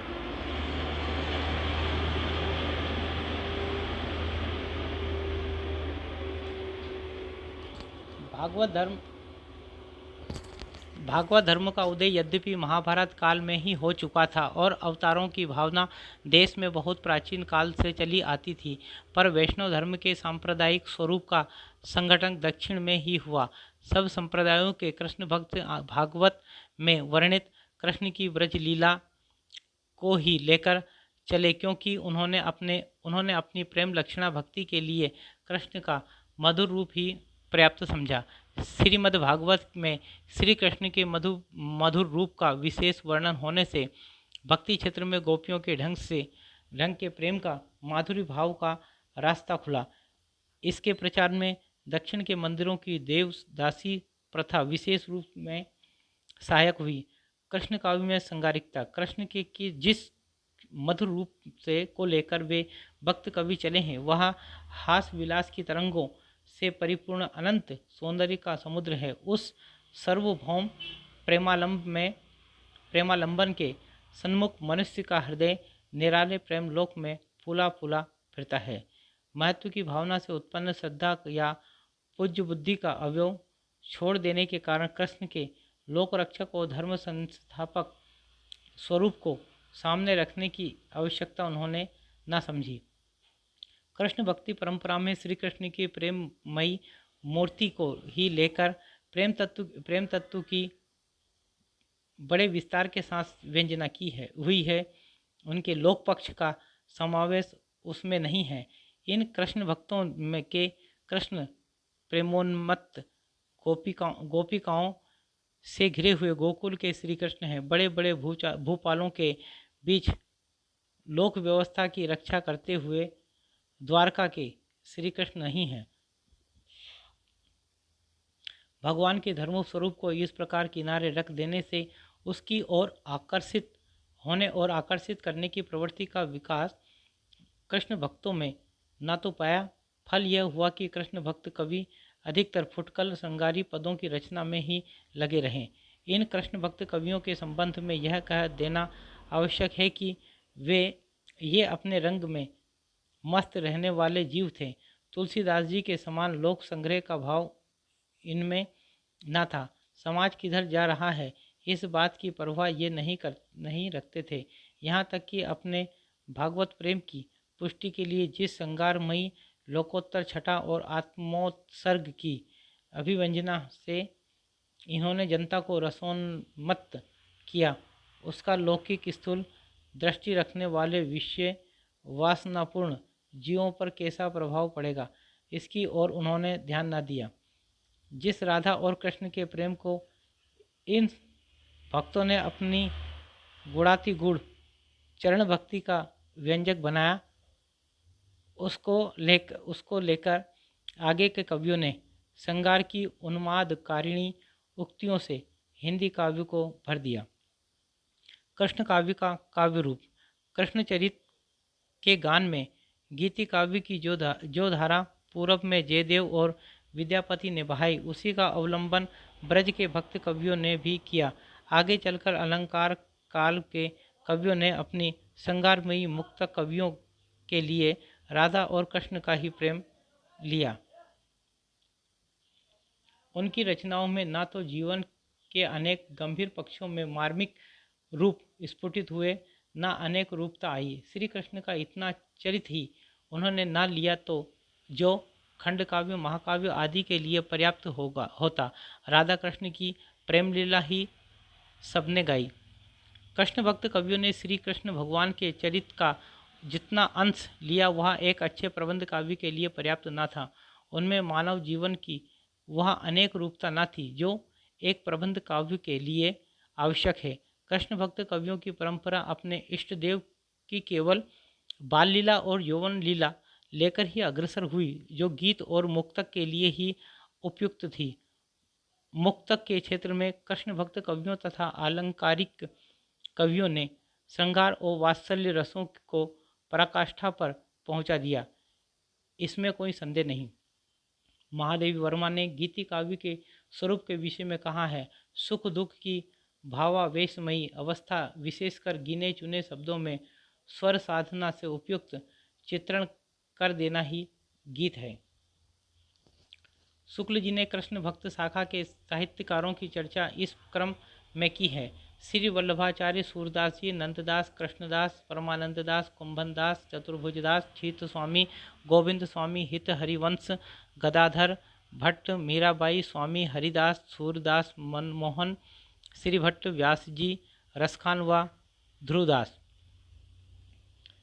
सूरदास, नंददास, कृष्णदास, परमानंद दास, कुंभन दास, चतुर्भुज दास, छीत स्वामी व गोविंद स्वामी अष्ट छाप के कवि हैं। सूरदास। सुरसागर। सुरसागर में कृष्ण जन्म से लेकर श्री कृष्ण के मथुरा जाने तक की कथा अत्यंत विस्तार से फुटकल पदों में पाई गई है। भिन्न भिन्न लीलाओं में प्रसंग को लेकर इस सच्चे रसमग्न कवि ने अत्यंत मधुर और मनोहर पदों की झड़ी सी बांध दी है।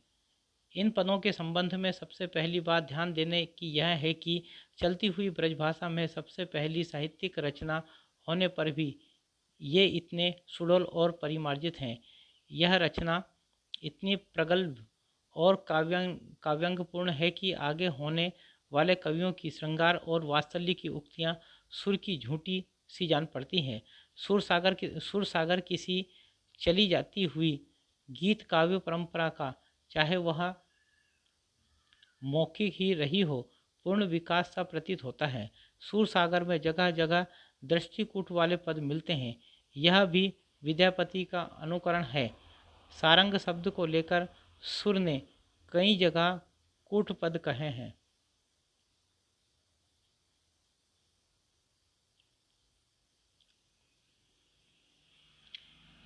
गीति काव्य के विषय में शुक्ल जी के मत। गीतों की परंपरा तो सभ्य असभ्य सब जातियों में अत्यंत प्राचीन काल से चली आ रही है। सभ्य जातियों में लिखित साहित्य के भीतर भी उनका समावेश किया है।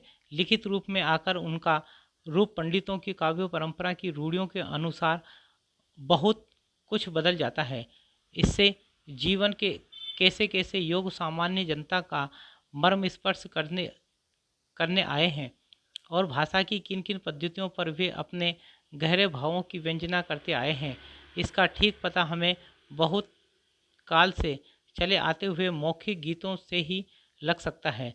किसी देश की काव्यधारा के मूल प्राकृतिक स्वरूप का परिचय हमें चिरकाल से चले आते हुए इन्हीं गीतों से मिल सकता है। घर घर प्रचलित स्त्रियों के घरेलू गीतों में श्रृंगार और करुण दोनों का बहुत स्वाभाविक विकास हम पाएंगे। इसी प्रकार आल्हा, कड़खा आदि पुरुषों के गीतों में वीरता की व्यंजना की सरल स्वाभाविक पद्धति मिलेगी। स्त्रियों के बीच चले आते हुए बहुत पुराने गीतों को ध्यान से देखने पर पता लगेगा कि उनमें स्वकीय के ही प्रेम की सरल गंभीर व्यंजना है।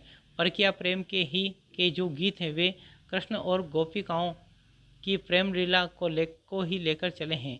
इससे उन पर भक्ति या धर्म का भी कुछ रंग चढ़ा रहता है।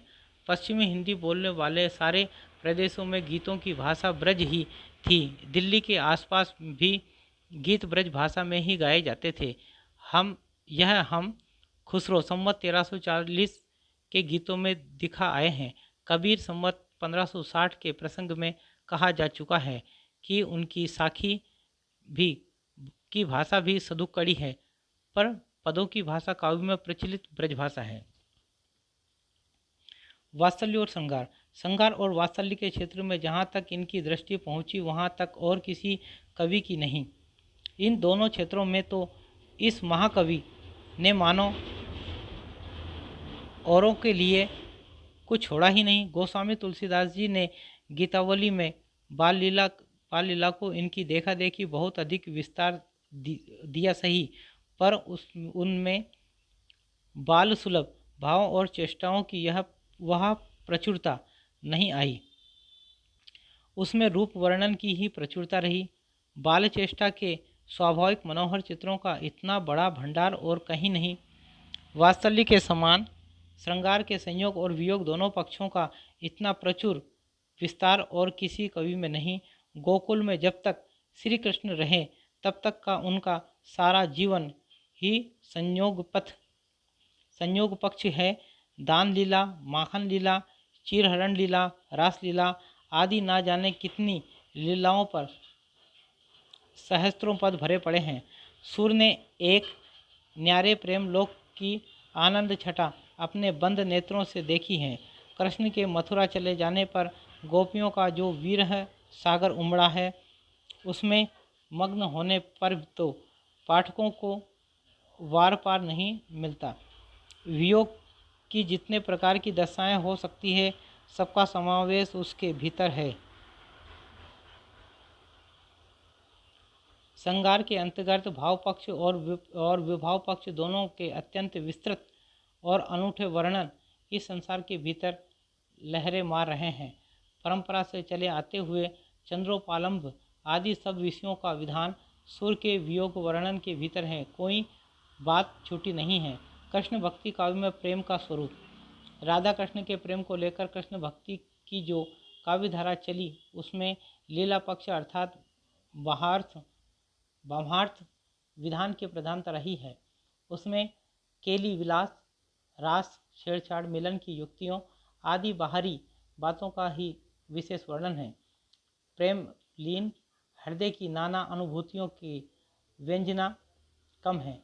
वियोग वर्णन में कुछ संचारित का समावेश मिलता है, पर वे रूढ़ और परंपरागत हैं। उसमें नूतन उद्भावना बहुत थोड़ी पाई जाती है। भ्रमर गीत के अंतर्गत अलबत्त सुर ने आभ्यंतर पक्ष का भी विस्तृत उद्घाटन किया है। प्रेम दशा के भीतर की न जाने कितनी मनोवृत्तियां की व्यंजना गोपियों के वचनों द्वारा होती है। सुर की बड़ी भारी विशेषता है नवीन प्रसंगों की उद्भावना, प्रसंगोगोद भावना करने वाली ऐसी प्रतिभा हम तुलसी में नहीं पाते। बाल लीला और प्रेम लीला दोनों के अंतर्गत कुछ दूर तक चलने वाले न जाने कितने छोटे छोटे मनोरंजक वृत्तों की कल्पना सूर्य ने की है। जीवन के एक क्षेत्र के भीतर कथा वस्तु की यह स्मरणीय कल्पना ध्यान देने योग्य है। भ्रमर गीत सूर सागर का सबसे मर्मस्पर्शी और वाक्वेधर्यपूर्ण अंश भ्रमर गीत है, जिसमें गोपियों की वचन वक्रता अत्यंत मनोहारिणी है। ऐसा सुंदर उपालंब काव्य और कहीं नहीं मिलता। भक्त शिरोमणि सुर ने इसमें सगुणोपासना का निरूपण बड़े ही मार्मिक ढंग से हृदय की अनुभूति के आधार पर तर्क पद्धति पर नहीं किया है। सगुण निर्गुण का यह प्रसंग सुर अपनी ओर लाए हैं, जिससे संवाद में बहुत रोचकता आ गई है। भागवत में यह प्रसंग नहीं है। सुर के समय में निर्गुण संत संप्रदाय के बातें जोर शोर से चल रही थी। इसी से उपयुक्त स्थल देखकर सुर ने इस प्रसंग का समावेश कर दिया है। जिस प्रकार रामचरित का गान करने वाले भक्त कवियों में गोस्वामी तुलसीदास जी का स्थान सर्वश्रेष्ठ है, उसी प्रकार कृष्ण चरित गाने वाले भक्त कवियों में महात्मा सूरदास जी का वास्तव में यह हिंदी काव्य गगन के सूर्य और चंद्र हैं।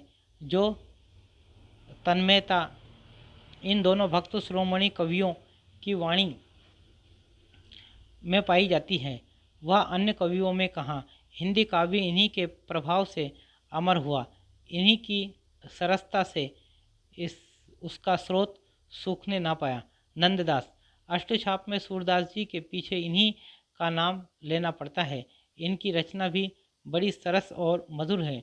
इनके संबंध में यह कहावत प्रसिद्ध है कि और कवि गढ़िया नंददास जड़िया। इनकी सबसे प्रसिद्ध पुस्तक रास पंचाध्यायी है, जो रोला छंदों में लिखी गई है।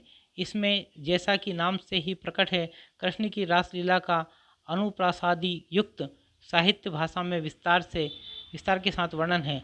जैसा कि पहले कहा जा चुका है, सुर ने स्वाभाविक चलती भाषा का ही अधिक आश्रय लिया है, पर नंददास जी में वे बातें पूर्ण रूप से पाई जाती हैं। चित स्वामी इनके पदों में श्रृंगार के अतिरिक्त ब्रजभूमि के प्रति प्रेम व्यंजना भी अच्छी पाई जाती है। परमानंद दास अत्यंत तन्मयता के साथ बड़ी ही सरस कविता करते थे।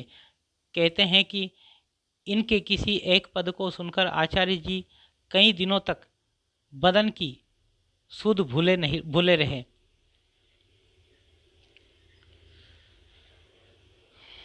मीराबाई की उपासना माधुर्य भाव की थी, अर्थात वे अपने इष्टदेव श्री कृष्ण की भावना प्रीतम या पति के रूप में करती थी।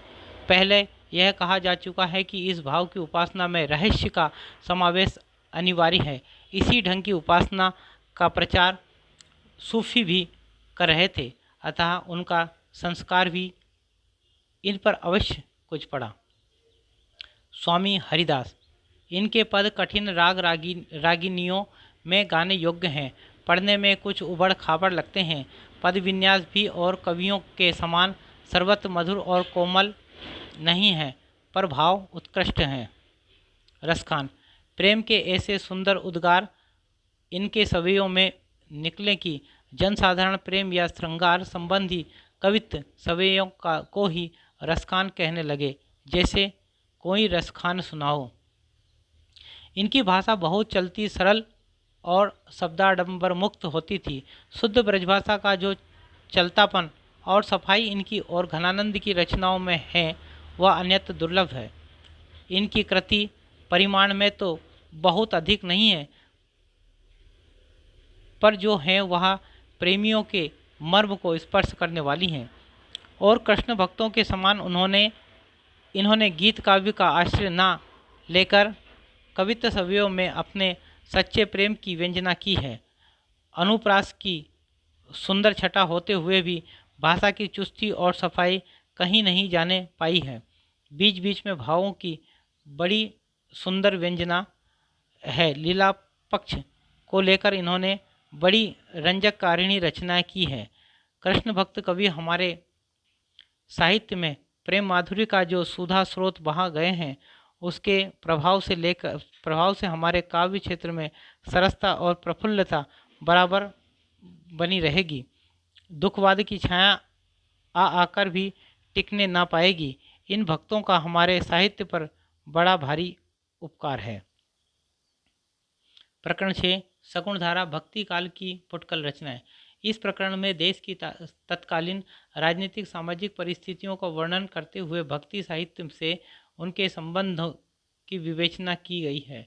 साथ ही कुछ अन्य कवियों की चर्चा भी की गई है, जिनका काव्य क्षेत्र मुख्यतः वीर, श्रृंगार व नीति था।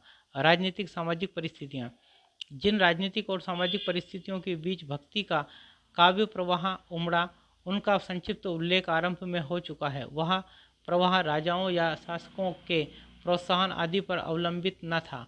वह जनता की प्रवृत्ति का प्रवाह था, जिसका प्रवर्तक काल था, ना तो उसको पुरस्कार या यश के लोभ से उत्पन्न किया था और ना भय रोक सकता था। उस प्रवाह काल के बीच अक्सर ऐसे योग्य और गुणग्राही शासक का भारत के अधीश्वर के रूप में प्रतिष्ठित होना एक आकस्मिक बात थी। अतः सूर और तुलसी ऐसे भक्त कवीश्वरों के प्रादुर्भाव के कारणों में अक्सर अकबर द्वारा संस्थापित शांति सुख को गिनना भारी भूल है। उस शांति सुख के परिणाम स्वरूप जो साहित्य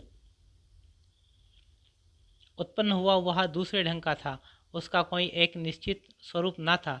सच पूछिए तो वह उन कई प्रकार की रचना पद्धतियों का पुनरुत्थान था जो पठानों के शासनकाल की अशांति और विप्लव के बीच दब सी गई थी और धीरे धीरे लुप्त होने जा रही थी। पठान शासक भारतीय संस्कृति से अपने कट्टरपन के कारण दूर ही दूर रहे। अकबर की चाहे नीति कुशलता कहिए चाहे उदारता, उसने देश की परंपरागत संस्कृति में पूरा योग दिया, जिससे कला के क्षेत्र में फिर से उत्साह का संचार हुआ। जो भारतीय कलावंत छोटे मोटे राजाओं के यहाँ किसी प्रकार अपना निर्वाह करते हुए संगीत की सहारा दिए हुए थे, वे अब शाही दरबार में पहुंचकर वाह वाह की ध्वनि के बीच अपना कर्तव्य दिखाने लगे। जब बचे हुए हिंदू राजाओं की सभाओं में ही कविजन थोड़ा बहुत उत्साहित या पुरस्कृत किए जाते थे, वहाँ अब बादशाह के दरबार में भी उनका सम्मान होने लगा। कवियों के सम्मान के साथ साथ कविता का सम्मान भी यहाँ तक बढ़ा कि अब्दुल रहीम खान खाना ऐसे उच्च पदस्थ सरदार क्या बादशाह तक ब्रजभाषा की ऐसी कविता करने लगे। नरहरि और गंग ऐसे सुकवि और तानसेन ऐसे गायक अकबरी दरबारी की शोभा बढ़ाते थे। वह अनुकूल परिस्थिति हिंदी काव्य को अग्रसर करने में अवश्य सहायक हुई। वीर संगार और नीति की कविताओं के आविर्भाव के लिए विस्तृत क्षेत्र फिर खुल गए। ऐसा आरंभ काल में दिखाया जा चुका है।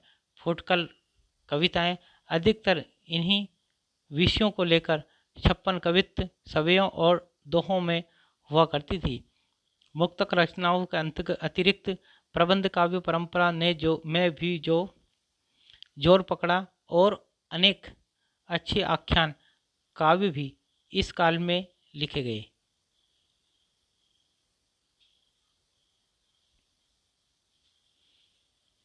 इसमें संदेह नहीं कि अकबर के राजत्व काल में एक और तो साहित्य की चली आती हुई परंपरा को प्रोत्साहन मिला, दूसरी ओर भक्त कवियों को दिव्य वाणी का स्रोत उमड़ चला। इन दोनों ही सम्मिलित विभूति से अकबर का राजत्व काल जगमा उठा और साहित्य के इतिहास में उसका एक विशेष स्थान हुआ।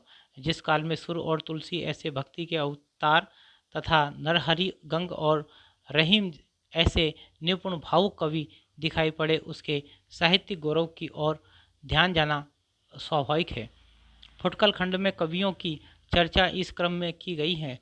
छिहल, लालचदास, कृपाराम, महापात्र, नरहरि बंदीजन, नरोत्तम दास आलम, महाराज टोंडरमल, महाराज बीरबल गंग, मनोहर कवि, बलभद्र मिश्र, जमाल, केशवदास, होलराय, रहीम अब्दुल रहीम खान खाना, कादिर, मुबारक, बनारसी दास, सेनापति, फूहकर कवि, सुंदर लालचंद या लक्षोदे।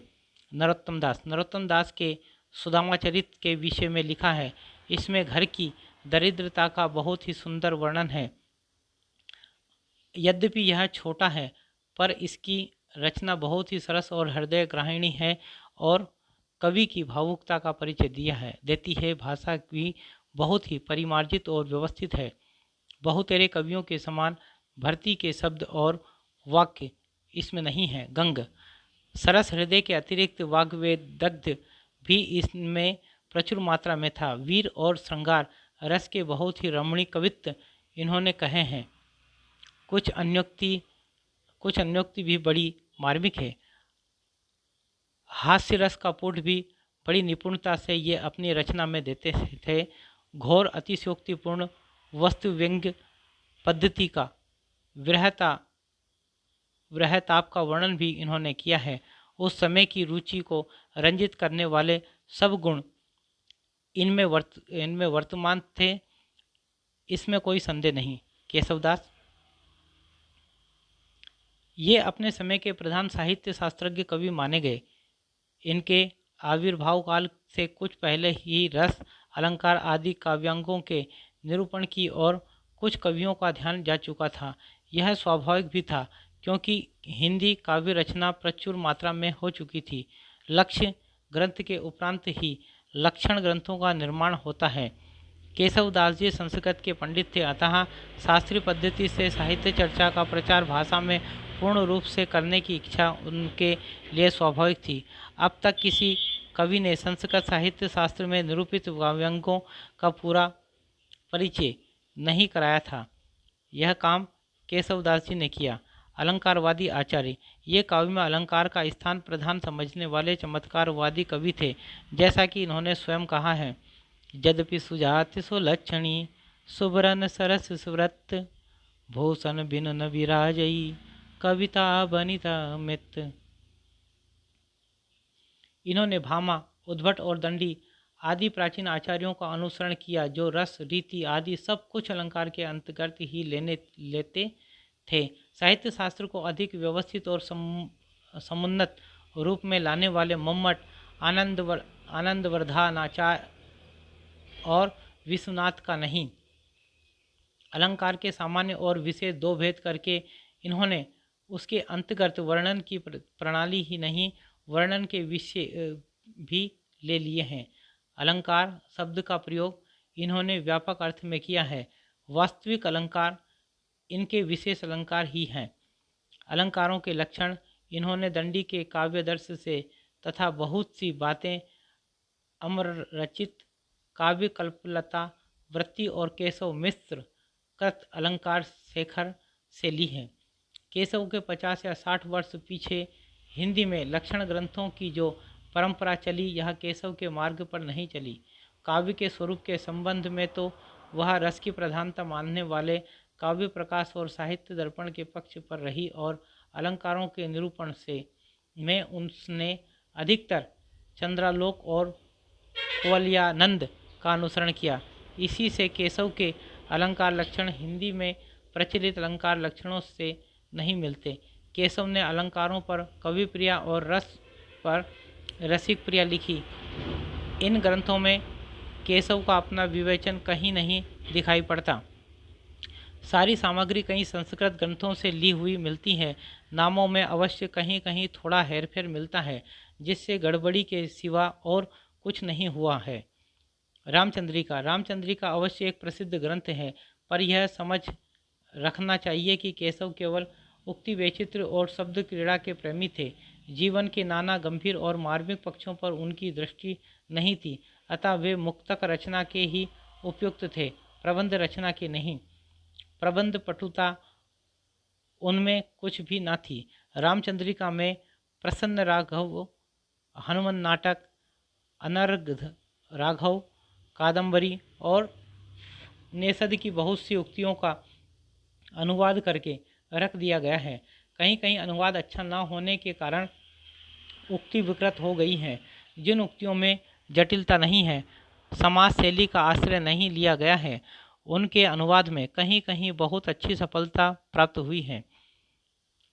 प्रबंध काव्य के लिए 3 बातें अनिवार्य हैं: संबंध निर्वाह, कथा के गंभीर और मार्मिक स्थलों की पहचान और दृश्यों की स्थानगत विशेषता। संबंध निर्वाह की क्षमता केवल में ना थी, उनकी रामचंद्रिका अलग अलग लिखे हुए वर्णनों का संग्रह सी जान पड़ती है। कथा का चलता प्रवाह न रख सकने के कारण ही उन्हें बोलने वाले पात्रों के नाम नाटकों के अनुकरण पर पदों से अलग सूचित करने पड़े हैं।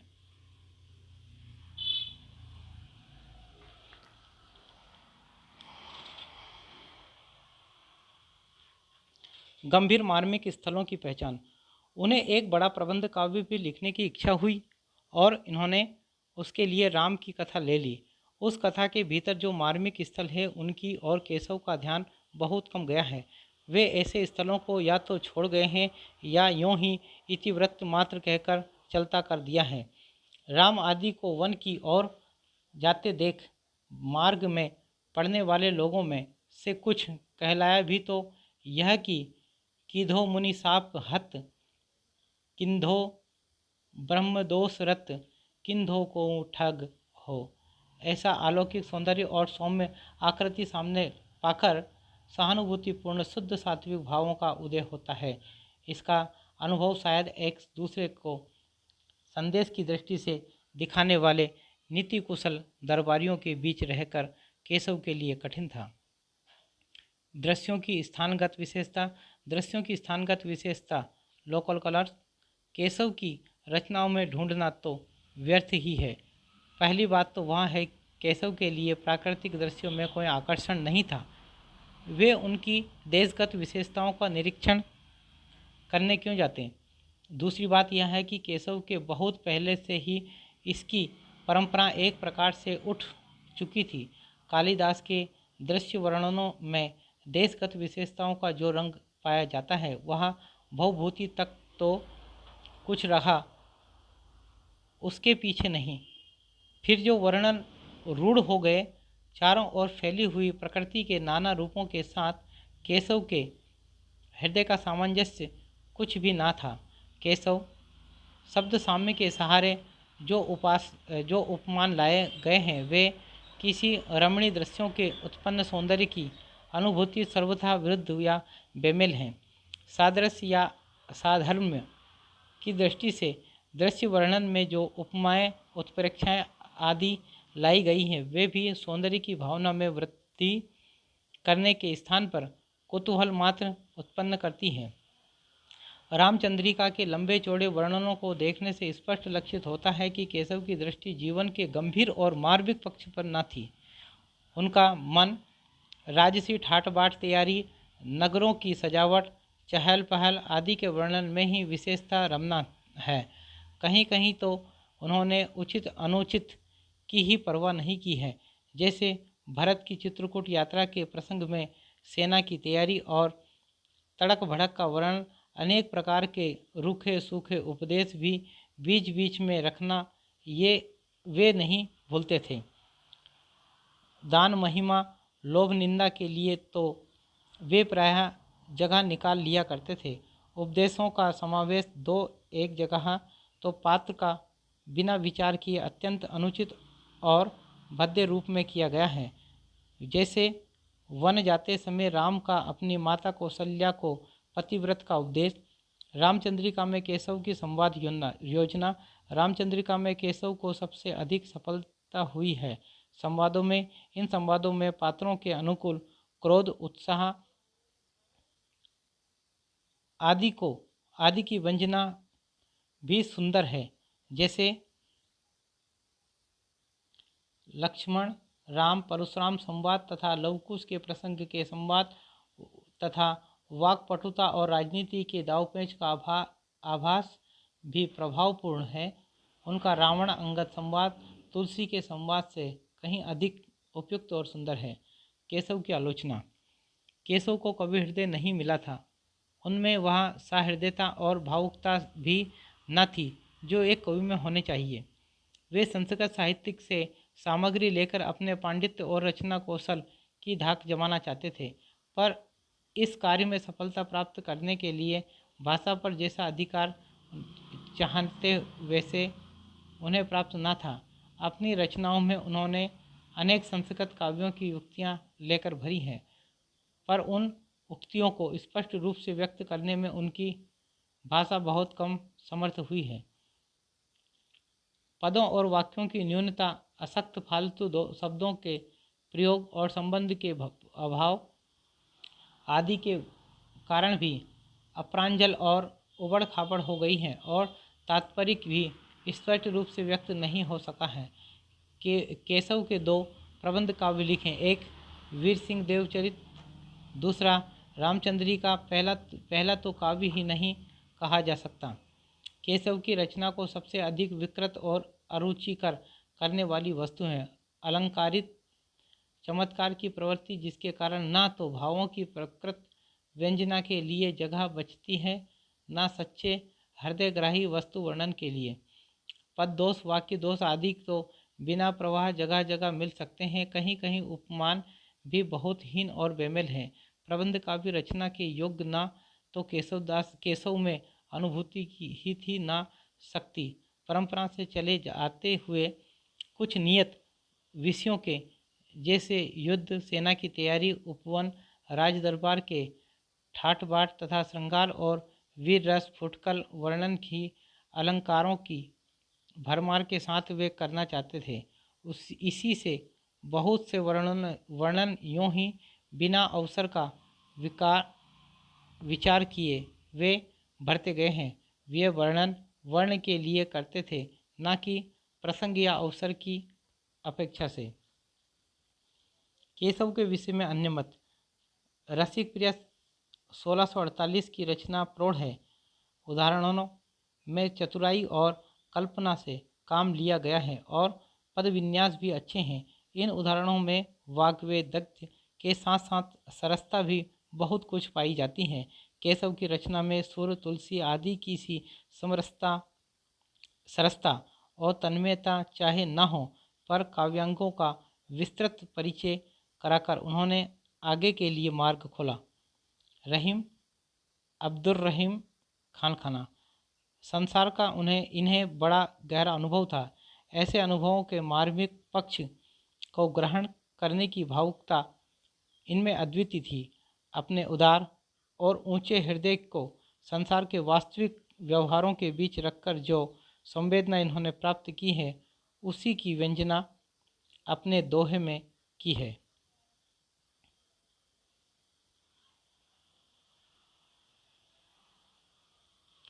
तुलसी के वचनों के समान रहीम के वचन भी हिंदी भाषी भूभाग में सर्वसाधारण के मुंह पर रहते हैं। इसका कारण है जीवन की सच्ची परिस्थितियों का मार्मिक अनुभव। रहीम के दोहे वृंद और गिरधर के पदों के समान कोरी नीति के पद नहीं हैं। उनमें मार्मिकता है। उनके भीतर से एक सच्चा हृदय झांक रहा है। जीवन की सच्ची परिस्थितियों के मार्मिक रूप को ग्रहण करने की क्षमता जिस कवि में होगी वह जनता का प्यारा कवि होगा। रहीम का हृदय द्रवीभूत होने के लिए कल्पना की उड़ान की अपेक्षा नहीं रखता था। वह संसार के सच्चे और प्रत्यक्ष व्यवहारों में ही अपने द्रवीभूत होने के लिए पर्याप्त स्वरूप पा जाता था। बर्वे नाई का भेद में भी जो मनोहर और छलकाते हुए चित्र हैं वे ही सच्चे हैं, कल्पना के झूठे खेल नहीं हैं। उनमें भारतीय प्रेम जीवन की सच्ची झलक है। भाषा पर तुलसी का सा ही अधिकार हम रहीम का भी पाते हैं। ये ब्रज और अवधी पश्चिमी और पूर्वी दोनों काव्य भाषाओं में समान कुशल थे। बर्वे नाई का भेद बड़ी सुंदर अवधी भाषा में है। इनकी उक्तियाँ ऐसी लुभावनी हुई कि बिहारी आदि परवर्ती कवि भी बहुतों का अपहरण करने का लोभ न रोक सके। यद्यपि रहीम सर्वसाधारण में अपने दोहों के लिए ही प्रसिद्ध हैं, पर उन्होंने बर्वे कवित्व सवेया सोरठा पद सब में थोड़ी बहुत रचना की है। बनारसीदास, इन्होंने बनारसीदास संवत 1698 तक का अपना जीवन वृत्त अर्धकथानक नामक ग्रंथ में दिया है। पुराने हिंदी साहित्य में यही एक आत्मचरित मिलता है। इससे इसका महत्व बहुत अधिक है। सेनापति ये बड़े ही सहृदय कवि है। ऋतु वर्णन तो इनके जैसा और किसी संगारी कवि में नहीं किया है। इनके ऋतु वर्णन में प्रकृति निरीक्षण पाया जाता है। पद विन्यास भी इतना ललित है। कहीं कहीं विरामों पर अनुप्रास का निर्वाह और चमक का चमत्कार भी अच्छा है। सारांश यह है कि अपने समय के ये बड़े भावुक और निपुण कवि थे। इनकी गर्वोक्तियाँ खटकती नहीं, उचित जान पड़ती हैं। इनकी कविता बहुत मर्मस्पर्शी और रचना बहुत ही प्रौढ़ प्रांजल है। जैसे एक और इनमें पूरी भावुकता थी, वैसे ही दूसरी ओर चमत्कार लाने की पूरी निपुणता भी। भाषा पर ऐसा अच्छा अधिकार कम कवियों का देखा जाता है। इनकी भाषा में बहुत कुछ माधुर्य ब्रज भाषा का ही है, संस्कृत पदावली पर अवलंबित नहीं। अनुप्रास और यमक की प्रचुरता होते हुए भी कहीं भद्दी कृत्रिमता नहीं आने पाई है। इनके ऋतु वर्णन के अनेक कवित्व बहुत से लोगों को कंठ है। रामचरित संबंधी कवित्व भी बहुत ही ओजपूर्ण है। सेनापति जी के भक्ति प्रेरित उद्गार बहुत अनूठे और चमत्कारपूर्ण हैं।